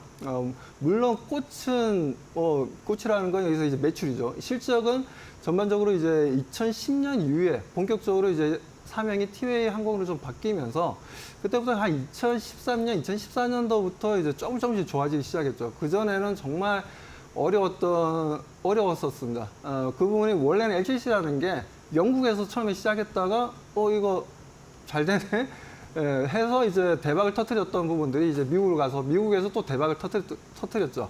그게 이제 불과 1996년도, 1999년도쯤이었는데 아무튼 우리나라 최초의 이제 티웨이 항공 지금 현재 33대 정도의 항공기를 갖다 운영하고 있고 지금 유럽 뭐 라인뿐만 아니라 지금 동남아 쪽에서도 지금 현재 계속해서 매출 증가세를 움직임을 좀 보여주고 있고 그 여행에 대한 니즈 같은 경우에는 계속해서 좀 좋아지고 있는 흐름들입니다. 여기에다가 달러가 강세를 보여주게 되면 이제 고객들의 앞으로의 커스터머들의 해외여행 방문을 많이 하게 되겠죠. 뭐 그런 부분들에 있어서 저는 다른 종목들도 많이 있습니다. 뭐 진에어도 있고 지금 한진칼도 있고 오늘 보니까 뭐 제주항공도 잘 움직여주고 있고요. 여러 LCC 기업들도 있고 대한항공이나 아시아나항공도 좋은데 티웨이항공도 우리가 단기적으로 봤을 때 관심 가지고 대응해볼 만한 종목이라고 판단해서 좀 가지고 나오게 되었습니다. 네, 오늘 첫 번째 종목으로 티웨이 항공을 들어봤습니다. 최근에 또 유럽의 또 노선을 신규로 취항해서 이에 대한 뭐 기대감도 나오고 있는 상황이고요. 다음은 박정식 대표의 종목 이야기 나눠보겠습니다. 오늘 자화전자를 선정해 주셨네요. 네. 일단 뭐 자화전자 제가 이제 조만간 이제 애플이 이제 신제품 발표를 네. 다음 달 10일 날 하죠. 그래서 아이폰 16 관련주들이 다시 한번 부각을 받을 수 있지 않을까 해서 일단 갖고 나왔고요.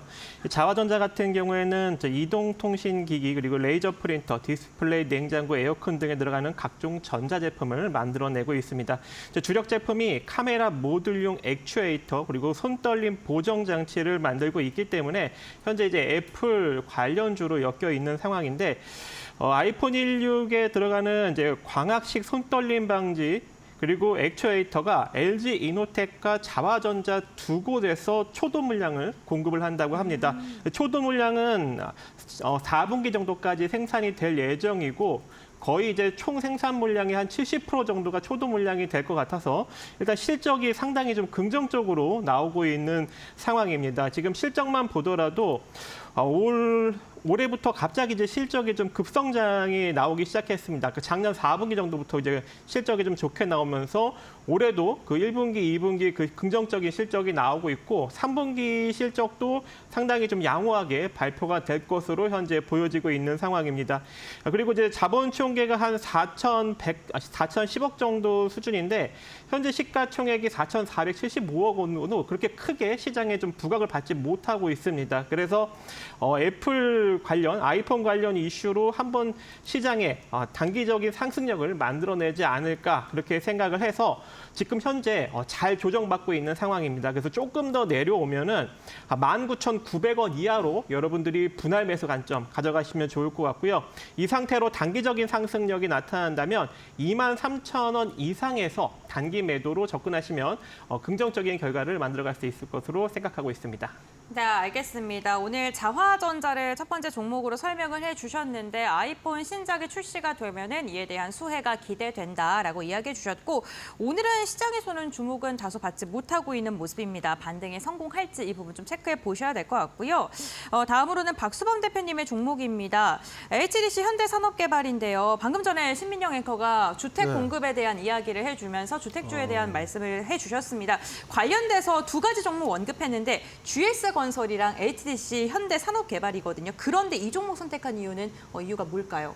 아무래도 뭐 지금 네. 최근에 나왔던 8월 8일 날 네. 부동산 대책이 발표됐지 않습니까? 정부에서. 뭐 그 부분에 있어서 뭐 수도권과 근접해 있는 그린벨트도 좀 풀겠다라는 얘기가 나왔고 그리고 지금 8만 호 정도를 지금 수도권에 공급하도록 하겠다는 얘기가 나오고 그리고 공공택지 부분에 있어서 공공택지를 잘 이용해서 2만 호 정도를 추가적으로 지금 현재 집을 새롭게 지어서 보급하겠다라고 얘기가 나왔는데 3기 신도시에서 아무튼 뭐 이런 내용들이 실질적으로 지금 이제 주택 사업에 좀 집중돼 있는 건설사들 우리가 뭐 대표적인 게 HDC 산업 현대산업개발이라고 좀 봐야 되고요. 네. 거의 매출의 80%가 이제 주택 사업입니다. 여기에다 GS건설 같은 경우에도 아시다시피 자이라는 브랜드가 좀 브랜드 파워가 좀 있지 않습니까? 그런 부분들에 있어서 뭐 GS건설도 지금 현재 좋은 움직임을 좀 보여주고 있고, 거기에 따른 좀 현대건설이라든지 삼성물산 같은 경우에도 좋은 움직임을 좀 보여주고 있는데, 그 중에서 아무래도 좀 HDC가 좀 더 탑픽으로 좀 봐야 되지 않나. 최근에 주가 상승 탄력도 흐름도 좋고요. 뭐 그게 따른 외국인과 기관들의 매수에도 좀 긍정적으로 잘 움직임을 좀 보여주고 있기 때문에 뭐 그렇다면 우리가 HDC 현대 산업개발 다른 이름 어렵네요. 건설사들도 네. 있지만 이쪽을 좀 바라보면서 대응해보자. 뭐 오늘 뭐 윗꼬리를 좀 달긴 했는데요. 혹시나 가지고 계신 분은 뭐 너무 걱정하지 마시고 뭐 내일 또 추가적인 상승 흐름 또 보여줄 수 있고 지지선을 타고 계속해서 상승 추세의 움직임들 보여줄 수 있으니까요. 혹시나 오늘 들어가셨다가 물렸다 하시는 분들도 걱정하지 마시고 차분하게 좀 대응해 나가자는 말씀드립니다. 네, 알겠습니다. HDC 현대산업개발 건설과 관련된 종목 가운데 가장 탑픽이다라고 좀 선정을 해주셨습니다. 이 부분 참고해 주시면 좋을 것 같고요. 이렇게 세 가지 종목에 대한 투자 포인트 함께 알아봤습니다. 그렇다면 시장을 움직이는 주요 이슈 또 어떤 게 있을까요? 신민영 앵커와 함께 알아보시죠. 네, 마켓무버입니다. 지난 주말 사이에 나왔던 파월 미국 연준 의장의 잭슨홀 미팅 발언이 시장의 예상보다 훨씬 더 비둘기파적이었죠. 파월 의장은 통화 정책을 조정할 때가 왔다라고 선언하면서 9월 금리 인하에 쐐기를 박았습니다. 파월은 또 노동시장의 냉각을 환영하지 않는다라고 발언하면서 이제 시장은 다가오는 9월 6일에 발표되는 미국 고용지표에 주목을 하고 있습니다. 고용지표가 악화하게 된다면 시장은 0.5%포인트 B컷 인하도 가능할 것이다라는 시각을 조심스럽게 내비치고 있는데요. 페드워치에 따르면 0.5%포인트 인하 가능성을 점치고 있는 시장 참가자가 36.5%로 주말 사이 10%포인트가량 증가했습니다. 반면에 0.25%포인트 인하를 기대하고 있는 시장 참가자는 한 달 전에 90%가 넘었는데 주말 사이 하락을 하면서 이제 60% 순인 것으로 확인이 되고 있습니다. 이에 따라서 증권가에서는 8월 마지막 주, 이번 주에 바라볼 수 있는 종목들, 금리 인하의 수혜를 받을 수 있는 종목들 위주로 추천을 하고 있는데요. 하나증권에서는 삼성바이오로직스를 바라보고 있습니다. 바이오 업종 대표적인 금리 인하 수혜 섹터이죠. 아무래도 자금 조달도 가능해지고 R&D 투자도 늘어나기 때문입니다. 미국의 생물보안법 시행 시에 반사이익을 볼 가능성도 높아지고 있는 상황이고요. 2분기 매출액과 영업이익 전년 동기 대비 30% 가까이 증가하면서 실적 개선세도 확인이 되고 있습니다. FN가이드에 따르면 국내 증권사들의 목표 주가가 107만 2,222원 선으로 형성이 되고 있습니다. 다음 페이지 보겠습니다. 삼성증권에서는 이번 주에 현대차 주목해보자라고 조언하고 있습니다. 현대차 역시 자동차주 전반적으로 리스 비용이 감소하면 소비자의 구매력이 증가하고 제조업체의 자금 조달 비용 절감이 가능해지기 때문에 금리 인하 시대의 대표적인 수혜주로 꼽힙니다. 현대차 오는 8월 28일 이번 주 수요일에 CEO 인베스터 데이를 개최하는데 이 자리에서 하반기 신규 주주 환원 정책도 발표하게 될 예정입니다. 투자자들이 굉장히 주목하고 있는 부분이고요. 밸류업 지수를 발표한 이후에 패시브 자금이 유입될 것이다라는 기대감도 형성이 되고 있습니다. 마지막으로 유한타증권은 한국콜마 이번 주에 주목해보자라고 조언하고 있습니다. 최근에 KBT 글로벌 시장의 성장세로 인해서 고객사의 수주가 증가하는 것으로 확인되고 있고요. 이에 따라서 최근에 이제 기존에 활용하지 않았던 콜마 UX와 콜마스크의 화장품 공장 설비를 활용하면서 올해부터 생산 능력을 본격적으로 늘려나가고 있습니다. 연초 가이던스를 뛰어넘는 성장률을 유한타증권에서 전망하고 있는 상황입니다. 참고해 보시기 바라겠습니다. 지금까지 마켓무버 전해드렸습니다. 네, 이렇게 신민영 앵커와 함께 시장에서 주목해 봐야 될 이슈를 확인해 봤고요. 다음으로는 시장을 움직이고 있는 네 번째 기업 알아보도록 하겠습니다. 이번에는 박정식 대표의 종목입니다. 삼성전기를 픽하셨네요. 네. 네. 삼성전기 네. 일단은 AI 시대를 맞이해서 네. 매출과 영업이익이 상당히 좀 긍정적으로 성장을 하고 있는 상황에 주가는 좀 바닥을 좀 질질 기고 그러니까요. 있어서 네. 제가 한번 갖고 나와 보았는데요. 일단 뭐 삼성전기 같은 경우에는 광학통신 솔루션 사업, 이 카메라 모듈, 그리고 통신 모듈, 그리고 컴포넌트 사업, 적층 세라믹 콘덴서 같은 이제 MLCC, 그리고 이제 패키지 솔루션 사업, 반도체 패키지 기판, 이제 이런 것들을 이제 만들어내고 있는 그런 회사인데, 최근에 좀 긍정적인 소식이 하나 들렸습니다.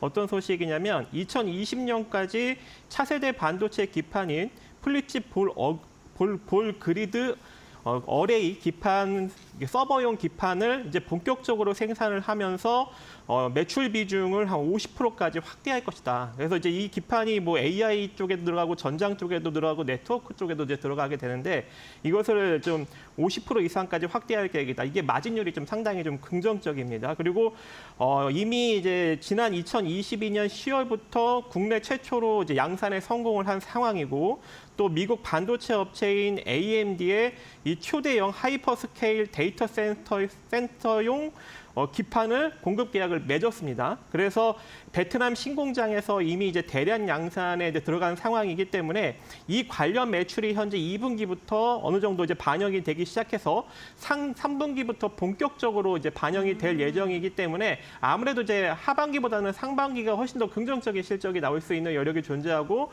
또 내후년에는 더욱 더 실적이 내후년까지 이제 이어질 것으로 이제 보여지고 있기 때문에, 지금과 같이 좀 시장이 애매하게 흘러가면서 삼성전기가 좀 부각을 받지 못할 때 여러분들이 지금 14만 4천 원 이하로 좀 분할 매수 관점으로 가져가시는 것이 좋아 보이고요. 그리고 이제 이 상태로 단기적인 상승력이 나타나면 이미 이제 지난번에 이제 주봉상 20선을 되돌림 없이 쭉 빠져서 내려가고 갭도 어느 정도 이제 발생을 시켰기 때문에, 이 상태로 반등력이 나오면 최소한 15만 4천 원, 3천 원 정도 구간까지는 기술적인 반등력이 기본적으로 나올 것으로 판단을 하고 있습니다. 그래서 단기적으로 보시는 분들은 한 15만 3천 원, 4천 원 정도 자리까지 보시고, 장기적으로 보시는 분들은 이미 이제 지난 7월 15일 날 고점으로 찍었던 17만 원짜리를 넘기는 수준까지도 바라보시면 좋을 걸로 판단이 됩니다. 네, 알겠습니다. 삼성전기 같은 경우에는 AMD의 납품 소식이 전해지고 오늘 한 0.8%가량 상승하고 있고요. 전문가님께서 제시해 주신 가격 같은 경우 현재 구간보다 한 7에서 8% 정도 수익 구간으로 좀 생각을 하시면서 대응해 보시면 좋을 것 같습니다. 다음으로는 한국전력 들어보겠습니다. 네, 뭐 한국전력이 오늘 좀 강한 상승을 보여주고 네. 있는데, 지금 지난주부터 해서 5일 연속 외국인과 기관들의 양매수가 좀 들어오고 있습니다. 자, 들어오는 이유는 뭐 다들 아시다시피 한국전력 같은 경우에는 그동안 많이 적자 폭을 좀 보여주면서 어려웠는데, 최근에 뭐 작년에 전기료를 좀 인상하면서 지금 현재는 매 분기마다 영업이익이 지금 현재 1조에서 2조 사이 정도는 좀 보여주고 있다라는 거죠. 뭐 그런 부분들도 있고, 그리고 지금 현재 송배전 부분들에 있어서도 좀 확대하는 분위기가 좀 만들어지고 있죠. 용인 반도체 클러스터를 중심으로 해서 이제 전력 소모가 많이 될 것이다. 그리고 수도권 같은 경우에도 지금 이제 전력 소모가 지금 계속 늘어나고 있다 보니까, 그래서 뭐 하루에 사용하는 양이 우리나라가 지금 현재 100기가와트입니다. 100기가와트면 엄청나게 많은 양인데, 아무튼 이것보다 더 올라갈 것으로 보고 있고, 뭐 그러다 보니까 이제 하남시에 있는, 지금 현재 뭐 나오는 내용들 보게 되면 하남시에 있는 이제 동서울 변전소 용량이 원래 2기가와트였는데 지금 4.5기가와트까지 끌어올리겠다라는 얘기가 나왔습니다. 하지만 지금 현재 하남시의 시민들이 좀 반대 운동을 좀 하고 있어가지고 뭐 그 부분들이 좀 노이즈가 좀 발생하고 있는데, 뭐 이런 부분들도 이제 가볍게 넘길 것 같아요. 왜냐하면 지금 이제 여야가 오랜만에 좀 합의를 해서 송배전 관련해서 28일 날에 변조소 인허가 절차를 대폭으로 간소화할 수 있는 그런 법안을 발의하겠다는 얘기가 나왔습니다. 그걸 이제 전력망 특별법이라고 이제 뭐 이름을 붙였는데, 아무튼 이런 부분들을 통해서 전력이라는 건 그렇습니다. 다른 나라에 뭐 여행을 해보신 분들도 아시겠지만 우리나라처럼 이렇게 전력 인프라가 잘 되어 있는 국가가 거의 없어요. 유럽 쪽에 가도 마찬가지고, 뭐 동남아 여행을 가도 더 심하고. 아무튼 절정 구간이 좀 발생하고 있고, 전력이 이제 24시간 제대로 이제 공급 안 되는 나라들도 굉장히 많죠. 뭐 그런 부분들에서 우리나라는 지금 현재 24시간 상당히 좀 좋은 전력 소비를 전력 공급을 해 나가고 있고, 거기에 대한 소비가 좀 이루어지고 있는 부분입니다. 다만 좀 아쉬운 부분들은 최근 들어서는 이제 일본이라든지 미국보다도 우리나라가 전기료가 더 비싼 상황이 벌어지고 있어요. 물론 그 부분을 통해서 한국전력은 이제 캐시를 좀 만질 수 있는 상황이 좀 벌어지겠지만, 아무래도 중소기업이라든지 뭐 일반 좀 가정들 같은 경우에도 이번에 엄청 더웠지 않습니까? 그에 대한 이제 전기료에 대한 부담감이 좀 올라가고 있는데, 아무튼 이런 부분들도 선택적으로 잘 어떻게 복지가 좀 잘 되어서 뭐 한국전력도 좀 주가 좀 더 추가적으로 올라가고 뭐 그런 상황이 좀 벌어졌으면 좋겠습니다. 자, 아무튼 한국전력 실적에 대한 기대감이 좀 높아지고 있고 그러다 보니까 외국인과 있긴 한데 양매수가 이번 주에도 꾸준하게 들어올 것으로 보고 있기 때문에 정 고점 부분까지는 우리가 좀 홀딩해서 대응해보자라고 말씀을 좀 드리고 싶습니다. 네, 알겠습니다. 한국전력 알아봤는데요. 오늘 박수범 대표님이 들고 오신 세 종목 다 보니까요. 금리 인하에 대해 수혜가 좀 기대가 되고 원화 강세로 수혜를 입을 수 있는 종목들을 좀 대체적으로 들고 오신 것 같고요. 다음으로는 박정식 대표의 마지막 종목입니다. 어떤 종목일까요? 네, 아가방 컴퍼니입니다. 역시나 좀 이제 이슈가 있어서 네. 들고 나왔고요. 일단은 아가방 컴퍼니 같은 경우에는 이제 아가방 그리고 디어베이비, 에뚜아라는 이제 세 가지 브랜드를 현재 이제 보유하고 있고 종속회사로 이제 아펙스라는 서비스 운수업가 그리고 디자인 스킨이라는 영유아 매트, 소파, 놀이용품을 판매하는 업체랑 그리고 이제 중국에서 이제 유통 수출을 하고 있는 연태 아가방 복식 유한공사 이런 이제 종속회사들을 현재 보유하고 있습니다. 근데 최근에 좀 긍정적인 소식이 좀 연달아 들려오고 있는 것 같아요. 첫 번째로는 50억 원 규모의 자사주 취득 신탁 계약을 최근에 체결을 하였고 또 지난 6월에 정부가 인구 국가 비상 사태를 이제 선언을 하면서 인구 전략 기획부를 이제 신설을 한다라는 소식을 전했죠. 거기다가 이번 주에 윤석열 대통령이 국정 브리핑을 통해서 연금, 노동, 의료, 교육, 저출생 대책까지를 포함한 4+1 개혁 청사진을 제시한다라는 이슈가 이제 오늘 나왔습니다. 그래서 이번 주 안에 다시 한번 상승력이 한 번 정도 강력하게 나올 수 있는 여력이 존재하지 않을까라고 생각을 하고 있고 실적도 나쁘지가 않아요. 지금 3년 연속 지금 매출과 영업이익이 성장세를 타고 있는 상황에 올해도 흑자 기조를 좀 유지하고 있고 특히 이제 지난 1분기 기준으로 보면은 기말 현금성 자산이 400억 넘게 보유하고 있습니다. 자, 그래서 그런가 일단은 자사주 신탁 취득 계약까지 체결을 한 상황이고요. 그래서 안정적인 현금 보유력과 지속적인 흑자 기조 그리고 성장력을 보유하고 있고 자, 그럼에도 불구하고 현재 순자산 가치 1,715억 대비 현재 시가총액 1,380억 정도 수준으로 저평가되어 있습니다. 그래서 이슈만 잘 나오면 주가의 상승력은 충분히 나올 수 있는 그런 종목이기 때문에 오늘 이 이슈로 조금 장중에 단기적인 상승력이 한번 강력하게 나왔었거든요. 그래서 이거 따라잡기 조금 애매한데 라고 생각을 했는데 다행히도 차익 매물이 나오면서 그대로 밀렸어요. 그래서 저점 매수가 좀 가능할 것으로 보여집니다. 지금 가격 나쁘지 않습니다. 4,200원 이 가격 이하로 4,130원 정도 자리까지 좀 분할로 한번 접근해 보시고요. 여기서 다시 한번 상승력이 나타난다면 4,900원 정도 자리까지 한번 보시기 바라겠습니다. 네, 알겠습니다. 오늘 오히려 시초가보다 윗꼬리를 달고 내려온 게 매수의 기회다라고 이야기해 주셨습니다. 이렇게 총 6가지 종목 알아봤습니다. 도움 말씀 주신 두 분과는 여기서 마무리하겠습니다. 오늘 말씀 고맙습니다.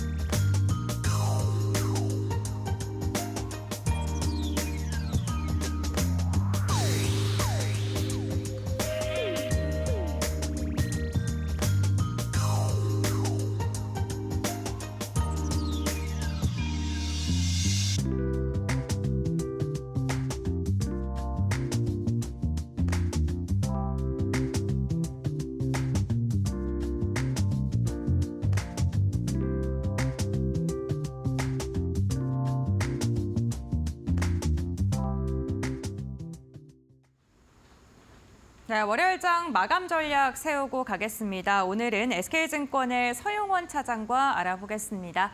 안녕하십니까? 네, 안녕하세요. 네, 차장님, 오늘 시장 다소 아쉬운 흐름인데요. 마감까지 이러한 상황이 좀 이어질까요? 네, 지금 현재 시장 상황을 보면은 지난 파월 의장이 잭슨홀 미팅에서 금리 인하 시그널을 줬기 때문에 미국 증시 상승이 좋았고 그걸로 인해서 우리나라 시장도 상승세가 이어질 것으로 예상을 하긴 했습니다만 다소 아쉬운 흐름들이 이어졌고요. 이러한 조정이 우리나라 시장뿐만 아니라 전반적으로 아시아 증시에 함께 좀 이어지는 모습이었습니다. 결국에는 금리 인하에 대한 기대감을 좀 반영하지 못하는 모습들이 이어졌고요. 현재 상황 속에서 좀 오늘 좀 종목들의 하락세나 차익 실현 매물 나온 섹터들을 보면 그동안에 좀 상승을 이끌었던 종목들이 오히려 좀 차익 실현 매물들이 나타나주는 그런 모습들이 전개가 됐습니다. 그리고 오늘 시장의 특징을 좀 정리를 해보자면 결국에는 테마성이 좀 강한 장세다라고 좀 볼 수 있을 텐데요. 영일만 테마주라든가 이러한 정치적 테마주에 대한 부분들, 이런 테마주가 움직였다라는 것은 그만큼 힘이 좀 약한 모습들이 이어졌다라고 좀 볼 수 있겠습니다. 다만 현재 구간에서 환율에 대한 움직임들이 좀 긍정적이고 외국인들의 수급들이 아주 크진 않은 상황이기 때문에 현재 구간에서는 큰 조정을 우려하기보다는 금리 인하에 대한 기대감을 반영하는 데 있어서 시간차가 존재하는 게 아닌가 하는 생각들을 하는 만큼 조금 인내심이 필요하면서 좀 지켜볼 필요가 있지 않을까라고 예상을 하고 있는 상황입니다.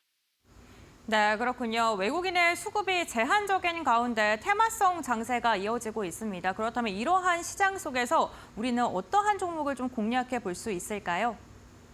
네, 지금 현재 구간에서 테마성이 좀 짙은 만큼 테마 관련된 흐름들의 종목들을 본다라면 아가방 컴퍼니를 한번 좀 볼 필요가 있을 것 같은데요. 최근 정부에서 저출생 극복 추진 본부를 출범을 하면서 오늘 좀 시세가 좀 들어온 모습입니다. 사실 지금 최근 한국은행에서도 저출산과 고령화에 대한 부분들이 경제 지표에 상당히 좀 중요하게 영향을 미치고 있다라는 발표를 했듯이 저출산 관련된 모멘텀들이 계속해서 좀 시장에 작용할 것으로 예상이 되고 있는 상황인데요. 그런 상황 속에서 아가방 컴퍼니 테마적인 흐름들 긍정적으로 볼 수 있겠고, 사실 아가방 컴퍼니 자체적으로 봤을 때 실적에 대한 기대감이 상당히 높습니다. 프리미엄 유아용품에 대한 매출이 급하게 좀 증가를 하고 있는 상황이기 때문에 오늘 거래량이 좀 터지면서 살짝 윗꼬리는 달았으나 눌림봉 자리를 이용해서 좀 공략해 보신다라면 좀 시장이 어려울 때 좀 강한 반등이 나올 수 있는 종목으로서 좀 편입을 해보실만 하다라고 말씀을 좀 드리겠습니다. 네, 알겠습니다. 오늘 아가방 컴퍼니를 언급을 해주셨습니다. 저출산 대책에 대한 기대감 속에 테마성 움직임이 나오게 됐을 때 시세를 분출할 수 있다라고 말씀해 주셨는데 투자 포인트 참고해 보도록 하겠습니다. 오늘 말씀은 여기까지 듣겠습니다. 고맙습니다. 네, 감사합니다. 네, 국내 증시 장마감 동시호가 구간에 들어와 있습니다. 그래도 코스피가 장 막판으로 갈수록 낙폭을 줄이면서 약보합권에서 마감을 기다리고 있습니다. 오늘은 마감의 기술 두 분과 함께합니다. 태양투자자문 김효중 책임 매니저, 이데일리온 곽유정 파트너 모셨습니다. 어서 오십시오. 안녕하세요. 아니, 저는 시장이 오늘만큼은 상승할 줄 알았거든요. 주말에 이제 파월 의장 발언 보고 미국 증시도 다 1% 강세를 보이길래 월요일장만큼은 오르겠구나 했는데 오늘 시장 너무나 실망스럽습니다. 매니저님 어떻게 보셨어요? 네, 일단 미증시에서 다행스럽게 모두가 기대했었던 네. 금리 하락에 대해서 파월 의장이 잭슨홀 미팅에서 세기를 박았습니다. 주말간 이스라엘 중동 분위기가 변수긴 했지만 국제 유가의 변동성이 크지 않으면 지나가는 이벤트로 좀 해석을 할 수가 있겠고, 이미 금리 인하가 기정사실화 되었기 때문에 이제는 FOMC나 연준의 파월 의장의 멘트는 중요한 단계에서 조금 벗어나게 됩니다. 지금부터는 대세에 지장을 줄 이벤트가 무엇인지 고민해야 하는 시기라고 보여지는데, 네. 단기적으로는 엔비디아의 실적이 중요한 변수로 작용을 할 수 있는 부분이고요. 국내 시간으로 8월 29일 실적 여부에 따라 반도체 섹터의 방향성이 결정이 될 수가 있겠습니다.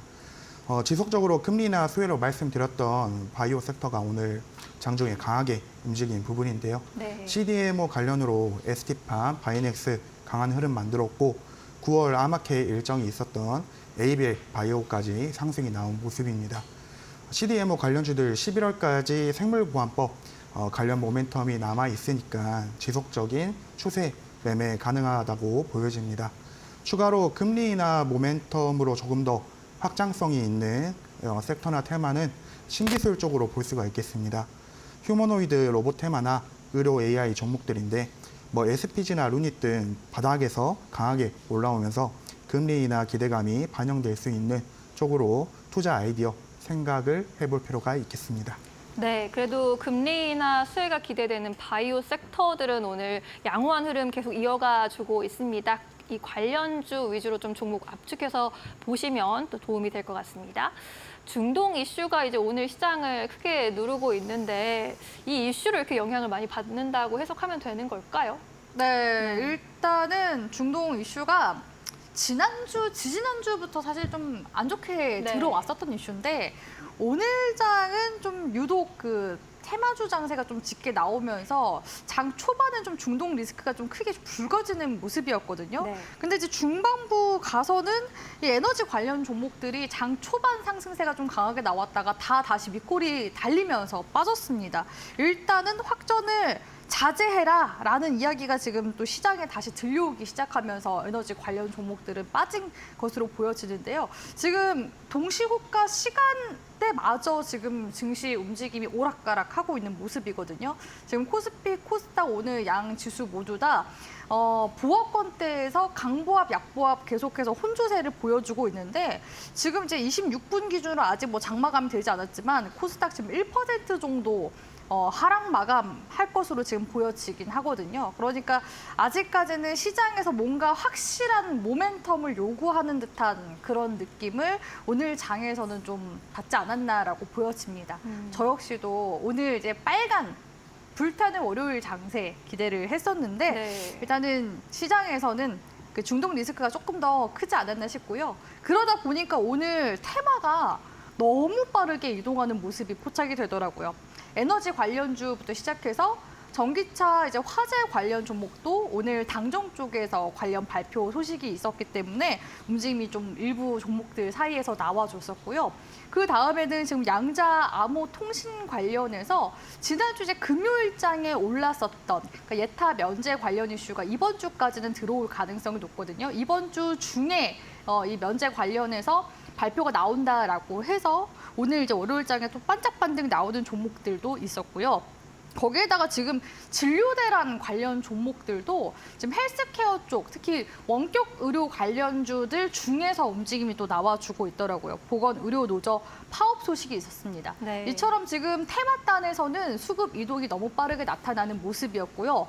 업종단에서 오늘 좀 두드러졌었던 움직임은 항공주가 모처럼 시세가 좀 나와주는 모습이었었는데 지금 이제 환율이 계속 좀 떨어지고 있습니다.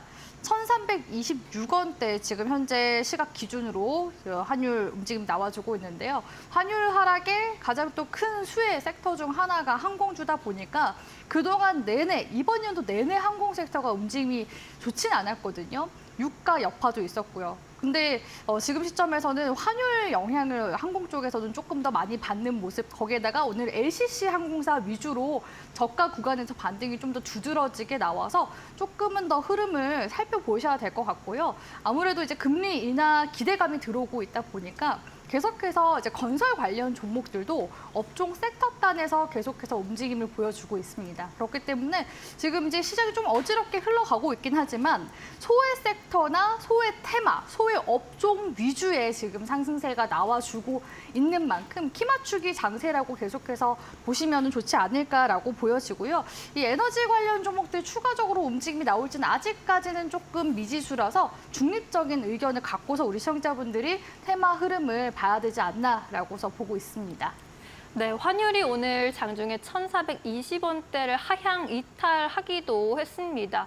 이 환율 흐름도 계속해서 주시에 잘 보셔야 할 것 같습니다. 코스피 지수가 오늘 장중에는 2,688선까지 저점을 낮추기도 했고요. 시작할 때 2,718선 위에서 시작을 했었는데 계속해서 하락하는 모습을 좀 보여줬습니다. 그래도 장 막판에 끌어올리면서 약 보합권에서 마감을 기다리고 있습니다. 현재 구간에서는 전일 대비 0.1% 소폭의 약세 보이면서 2,699에서 마감을 기다리고 있습니다. 코스닥 지수도 마감 상황 살펴보시면 현재 구간에서 0.74% 그래도 낙폭을 장 막판으로 갈수록 좀 줄이려는 노력을 해주고 있습니다. 개인이 매수세에 나서주고 있는 상황이고요. 코스피 수급도 함께 좀 살펴보도록 하겠습니다. 코스피 지수, 오늘 외국인들의 매도 물량 출회가 굉장히 부담스러운 상황입니다. 외국인들 4,793억 원의 매도 우위를 기록하고 있고요. 개인과 기관이 그 물량을 담아내고 있는 모습, 개인이 1,157억 원의 매수 우위 나타내고 있습니다. 기관은 3,877억 원을 순 매수하고 있습니다. 오늘 코스닥 지수 4거래일 연속 약세를 이어가고 있는 상황, 외국인과 기관의 동반 매도세 현재 구간에서도 포착이 되고 있습니다. 외국인이 1,000억 원 넘게, 기관도 440억 원가량의 매도 우위 확인되고 있고요. 기관이 나홀로 순 매수세 나타내고 있습니다. 오늘 엔비디아의 실적 발표를 앞두고 삼성전자와 SK하이닉스 동반 약세로 보였습니다. 그래도 또 삼성전자와 SK하이닉스 같은 경우에도 장 막판으로 갈수록 그래도 낙폭 줄여가려는 모습 확인이 되고 있습니다. SK하이닉스 2.96% 빠지면서 18만 원 선에서 마감 기다리고 있고요. 삼성전자도 1.67% 하락한 76,400원에서 거래가 되고 있습니다. LG에너지솔루션과 삼성바이오로직스가 그래도 빨간불 켜주면서 시총 1위에서 5위 단 가운데 상승세를 나타내고 있습니다. 우리 시장 마감해 보겠습니다.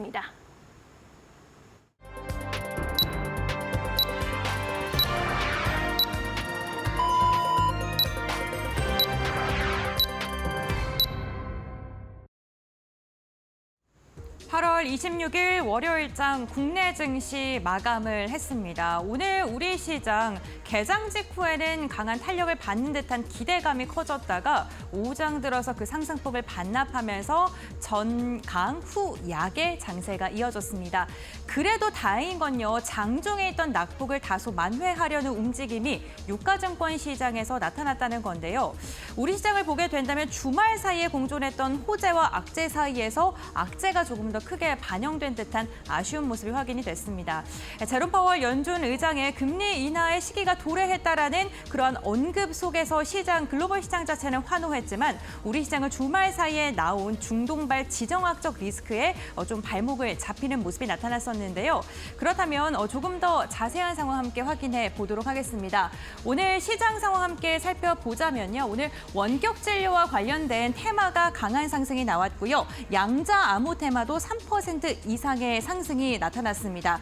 단기 테마를 보더라도 초전도체 그리고 대왕고래와 같은 테마성 움직임이 굉장히 강한 섹터를 중심으로 해서 매수세가 강력하게 유입이 됐습니다.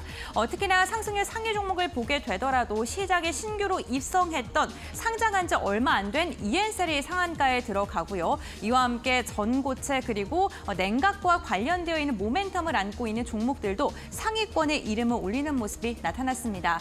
특히나 특징적인 건 오늘 시장이 이렇게 흔들리는 가운데서도 제약바이오 관련 기업들의 강세가 눈에 띄었던 하루였습니다.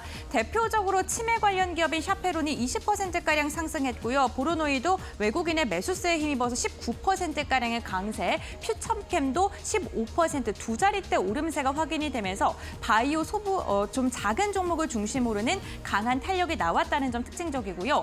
어쨌든 간 중동발 지정학적 리스크가 시장을 발목을 잡았죠. 실적 테마를 보게 된다면 에너지 섹터가 2.6%가량의 강세를 보이면서 오늘 중동으로 인해서 유가 상승에 대한 부담감이 에너지 관련 기업들의 상승으로 이어졌다는 점도 특징적입니다.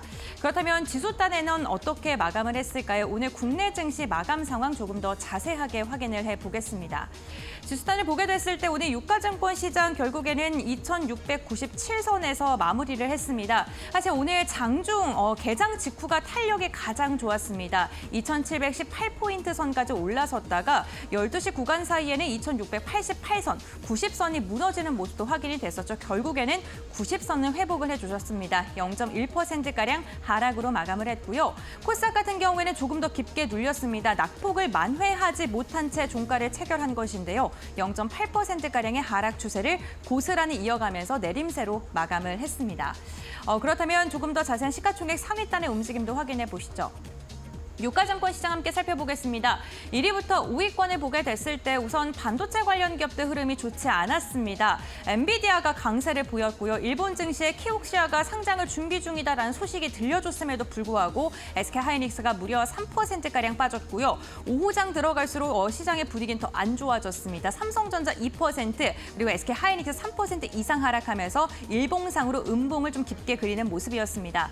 반면 2차 전지 관련 기업들이 그래도 선전해줬습니다. LG 에너지솔루션이 무려 5%가량의 강세를 보이면서 장대 양봉을 쏘아 올렸고요. 종가 기준으로 19,000원가량 상승하면서 37만 8천원 선에 안착하는 데 성공했습니다. 오늘 증권가에서 하반기 실적이 회복이 될 수 있다라는 긍정적인 코멘트가 달린 게 주가를 끌어올린 것으로 보입니다. 삼성 바이오로직스 오늘 장중에 좀 출렁였지만 결국에는 상승으로 돌아선 채 마감하는 데 성공했고요. 반면 현대차, 완성차 같은 경우에는 유럽과 미국에서 안전성을 인증받았다라는 소식에도 불구하고 원화가 상대적으로 강세를 보이면서 수출주에 대한 부담감 속에 1% 이상 빠진 채 마감을 했습니다. 다음은 6위부터 10위권 보겠습니다.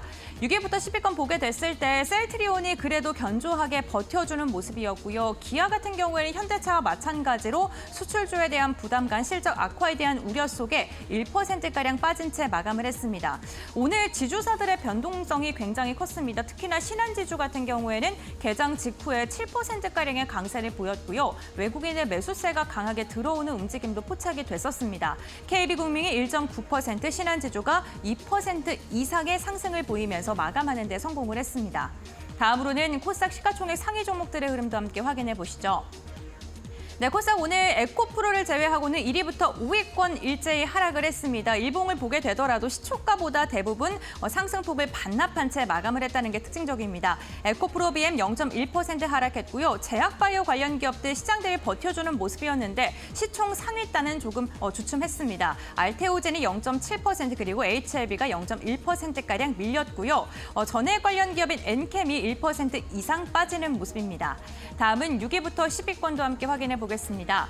6위부터 10위권을 보게 됐을 때 가장 특징적인 종목은 리가캠 바이오입니다. 오늘 바이오 관련 기업들 가운데서는 ADC 제형, 그러니까 이중항체의 기술력을 갖고 있는 기업들이 다소 주목을 받았습니다. 리가캠 바이오가 4.5%의 시세를 분출하는 데 성공을 했고요. 6위권으로 좀 공고하게 안착하는 모습입니다. 반면 친습 기업인 휴젤 같은 경우에는 0.7% 빠졌고요. 비침습 기업인 클래시스는 오히려 1.3%가량 상승한 채 마감했다는 점 체크해 보셔야 될 것 같습니다. 최근 로봇 관련 기업들의 움직임도 심상치 않습니다. 오늘 레인보우 로보틱스는 1.2%가량 오름세를 보이면서 마감을 했습니다. 이렇게 월요일장 국내 증시 마감 상황 확인해봤습니다. 네, 월요일 시장 결국에 약세로 마감을 하게 됐습니다. 장중에 불거진 중동발 좀 리스크가 우리 시장에 부담을 주었고요. 엔비디아의 실적 발표를 앞두고 좀 높아진 컨센서스에 대한 부담도 크다라는 일각의 우려가 나온 점도 우리 반도체 대형주 위주로 시세를 좀 누른 것으로 보입니다. 테마별로, 그 종목별로 움직임은 참 숨가쁘게 일어나고 있는 우리 시장입니다. 내일 시장은 또 어떻게 좀 대비를 해야 할지 내일 전략 좀 세워보도록 하겠습니다. 매니저님, 내일은 어떤 시장 펼쳐질까요? 네. 일단 양 지수가 부진하긴 했어도 바이오 섹터는 지속적인 수급이 유입되면서 주도성 섹터 흐름을 보여주고 있습니다. 하반기 추세가 이어질 가능성이 높기 때문에 앞서 설명드렸던 CDMO 관련해서 바이넥스나 ST팜 이어서 봐야 할 종목으로 보고 있고요. 네. 9월 23일 알테오젠의 키트루다, 10월 보로노이 AI 신약 플랫폼과 주요 파이프라인 기대감이 있기 때문에 지속적인 추적이 필요해 보입니다. 당장 내일보다는 이번 주 정부 정책 일정으로 윤 대통령이 직접 브리핑할 예정인 국민연금 개혁이 발표됩니다. 정부 정책 테마는 단기적 변동성을 일으킬 만한 재료이기 때문에 그동안 하락폭이 깊었던 저출산이나 교육주, 원격 의료, 오늘도 많이 오르긴 했지만 원격 의료주까지 관심 가져볼 필요성이 있겠고, 증권사에서 일정을 정리해서 알려주는 테마가 대한고래 테마인데요. 세계 지질과학 총회가 진행되고 있고 8월 말 해외투자은행 대상 대한고래 주간사 입찰, 9월 5일 한국가스공사의 IR 일정까지 있기 때문에 테마 스케줄표에 따라 모멘텀이 확장되고 있는 상황입니다. 지난 6월 1차 산업전략회의에서 강한 흐름을 보여줬던 종목이 GS글로벌, 포스코 인터내셔널인데요. 9월 중 2차 산업전략회의가 있기 때문에 이 두 종목 다시 한번 관심 있게 볼 필요가 있겠습니다. 오늘도 한선엔지니어링, 화성밸브 장 초반 상방 추세를 유지하면서 강세를 보여줬었는데 트레이딩 관점에서 대한거래 테마 지속 포인트가 있을 것 같습니다. 네, 잘 알겠습니다. 네, 일장 전략 함께 세워봤고요. 이제 이번 주가 8월의 마지막 주입니다. 이제 다음 주면 어느덧 9월인데 이번 주에는 엄청 이제 수요일까지 봤을 때 큰 이벤트가 보이지는 않아서 네. 어떻게 좀 대비를 해보는 게 좋을까요? 일단 월말 장세이기도 하고요. 8월 달이 좀 꽤 길었습니다. 지금 5주차에 접어들고 있다라고 네. 볼 수가 있을 것 같은데요. 뭐 사실 실질적으로 느낌은 4주차인데 아무래도 이제 월말 장세는 보통 차익 실현이 나오거나 쉬어가는 장세가 나오는 경우들이 많습니다. 그럼에도 불구하고 일단 통화 정책에 있어서는 피벗에 대한 부분이 강력하게 이번에 나와줬기 때문에 9월부터는 좀 본격적인 좀 상승 모멘텀을 타주지 않을까라고는 보여지는데 그럼에도 불구하고 FOMC 이전에 8월 달 이제 고용 보고서가 나올 예정이라서 그때 이제 갑작스러운 또 금리 인하를 할 수 있다라는 이야기를 또 파월 연준 의장이 시사를 했기 때문에 그 부분도 같이 함께 보시는 게 좋을 것 같고요. 당분간은 일단은 시장이 이벤트가 부재하기 때문에 계속해서 혼조세 움직임이 나올 가능성이 높지 않을까라고 보여집니다. 일단은 목요일과 금요일 지금 양일에 거친 이벤트가 굉장히 좀 많이 포진되어 있다고 볼 수가 있을 것 같은데요. 엔비디아가 이제 28일 날 실적 발표가 나온다고 하지만 사실상 우리나라 입장에서는 목요일, 그러니까 장 전쯤에 엔비디아 실적 발표가 나오게 되겠죠. 실적 발표와 함께 또 애틀란타 여는 총재의 발언 역시도 있기 때문에 목요일 기점으로 해서 증시 움직임 조금 더 이제 보셔야 될 것 같고요. 금요일로 이제 넘어가게 되면 미국의 PCE 지표와 함께 중국의 또 PMI 지표 역시도 발표가 될 겁니다. 중국에서도 지금 경기 부양책 계속해서 내놓고 있는 상황이기 때문에 중국의 경제 지표도 한 번쯤은 체크해 주시는 게 좋을 것 같고요. 또한 MSCI 분기 리밸런싱 역시도 30일 기점으로 해서 리밸런싱이 진행하게 되기 때문에 9월 달 비로소 패시브 자금 유입이 들어오게 될 가능성이 높다. 이렇게 이제 보시면 좋을 것 같습니다. 그러다 보니까 테마주 장세는 조금 더 이제 지속될 것으로 보여지는데 일단은 오늘 이제 움직임 나왔었던 이제 종목들 보면 전기차 화재 쪽은 그래도 9월 초쯤에 종합 대책에도 발표가 나온다고 하니까 추가적인 움직임이 더 나올 수 있을 것으로 보여지고요. 일단은 중동 관련 이슈도 저는 이제 중립적인 의견을 드린 게 아직까지 이란의 복수 예고가 청산되지 않은 채 남아있기 때문에 불확실성은 여전히 남아 있습니다. 그렇기 때문에 언제든지 변동성을 만들어 나갈 가능성이 높고요. 그리고 오늘 시장에서는 새롭게 신규 테마가 들어오기도 했었죠. 액체, 액침 냉각 관련해서 신규 테마가 또 들어온 만큼 관련 움직임 또 특히 이번 주 엔비디아 관련 실적 발표 모멘텀이 있기 때문에 그 관련 모멘텀을 타고 지금 들어온 이슈라서 2, 3거래 정도는 추가적인 움직임을 더 보여줄 가능성이 높기 때문에 트레이딩 하시는 분들은 이 부분 참고하셔서 잘 진행해 보셨으면 좋겠습니다. 네, 잘 알겠습니다.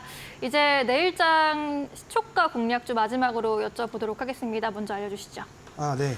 미국의 생물보안법이 연내 통과에 대한 기대감이 몰리면서 중국을 제외한 CDMO 산업의 집중도가 높아지고 있습니다.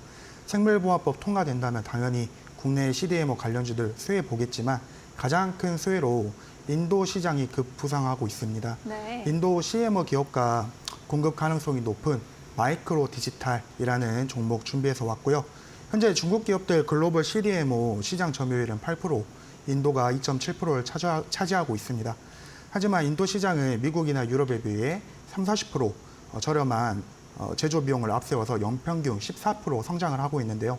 2029년에는 중국과 맞먹는 시장으로 될 것으로 보여집니다.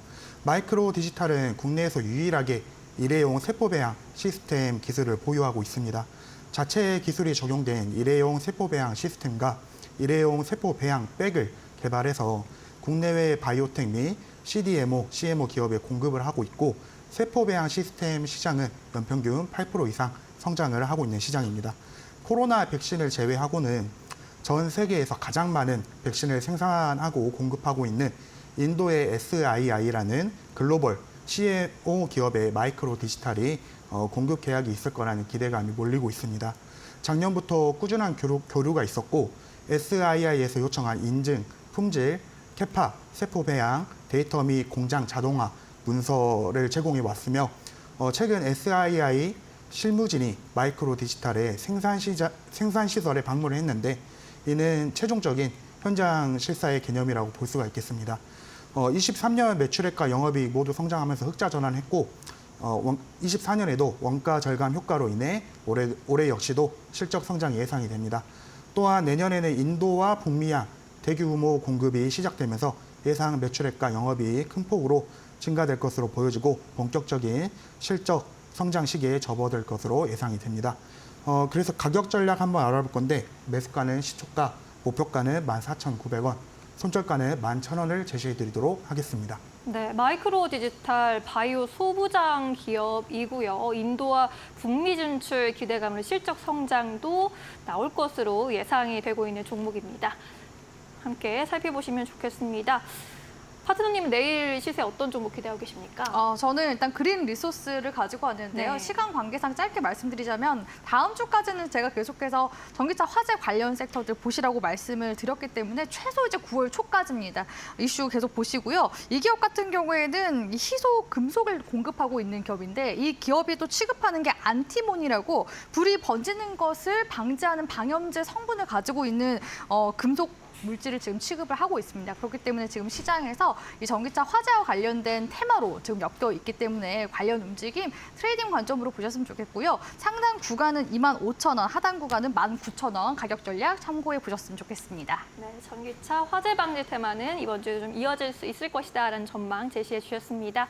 네, 오늘 말씀 여기까지 들을게요. 두 분 고맙습니다.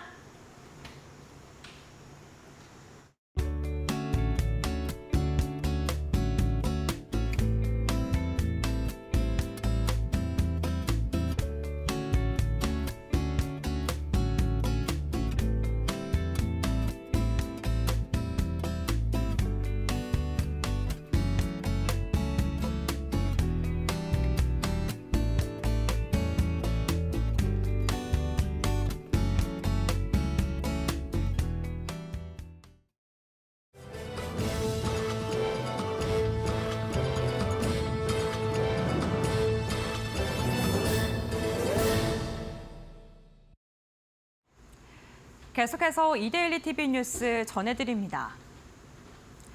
첫 소식입니다. 손태승 전 우리금융지주 회장 친인척 관련 부정대출 민원에 대해 금융감독원이 이미 올해 초 우리은행 측에 내용을 확인을 요구했던 것으로 확인됐습니다.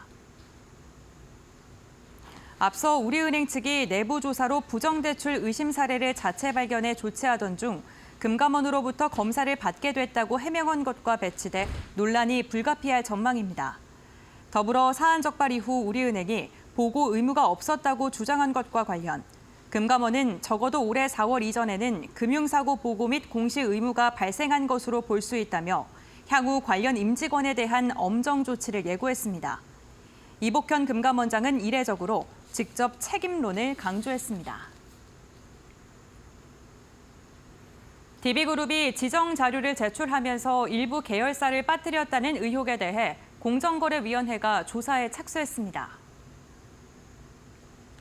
공정위는 DB그룹 계열사들이 출연해 설립한 동국사회복지재단과 이 재단이 지분을 가진 삼동흥산 빌텍 등이 DB그룹 계열사인지를 조사하고 있습니다. 공정위는 누락의 고의성이 있었는지도 들여다볼 방침입니다. 공정위는 매년 대기업 집단 지정에 앞서 각 그룹으로부터 지정 자료를 제출받는데 지정 자료에 담긴 계열사 현황 등의 허위 누락이 있으면 공정거래법 위반입니다. 고의성과 중대성이 인정되는 경우에는 총수 고발까지 이어질 수 있습니다. 올해 고령층 취업자와 창업자 비중이 동시에 사상 최대를 기록했습니다. 중소벤처기업부와 통계청에 따르면 올해 1월부터 지난달까지 월 평균 60세 이상 취업자는 639만 9천 명으로 전체 취업자 가운데 22.4%를 차지했습니다. 이 비중은 40년 전인 1984년 같은 기간의 4.1배에 달하는 것으로 사상 최대입니다. 고령층 창업자 비중도 역대 가장 높게 나타났습니다. 올해 1월부터 5월 60세 이상 부동산업을 제외한 창업기업은 6만 5천 개로 전체의 13.6%에 달했습니다. 전 세계 전기차 충전 인프라 시장이 2030년까지 연평균 32%씩 성장할 것이라는 전망이 나왔습니다. 에너지 전문 시장 조사 업체 S&E 리서치에 따르면 전 세계 충전 인프라 시장은 2022년 441억 달러에서 2030년에는 4,182억 달러로 성장할 것으로 예측됐습니다. 이 기간 연평균 성장률은 약 32%입니다. 한국 충전 인프라 시장 규모는 2022년 11억 달러에서 2030년 224억 달러로 확대될 것으로 전망했습니다. 연평균 예상 성장률은 약 45%입니다. 지금까지 이데일리 TV 뉴스 전해드렸습니다.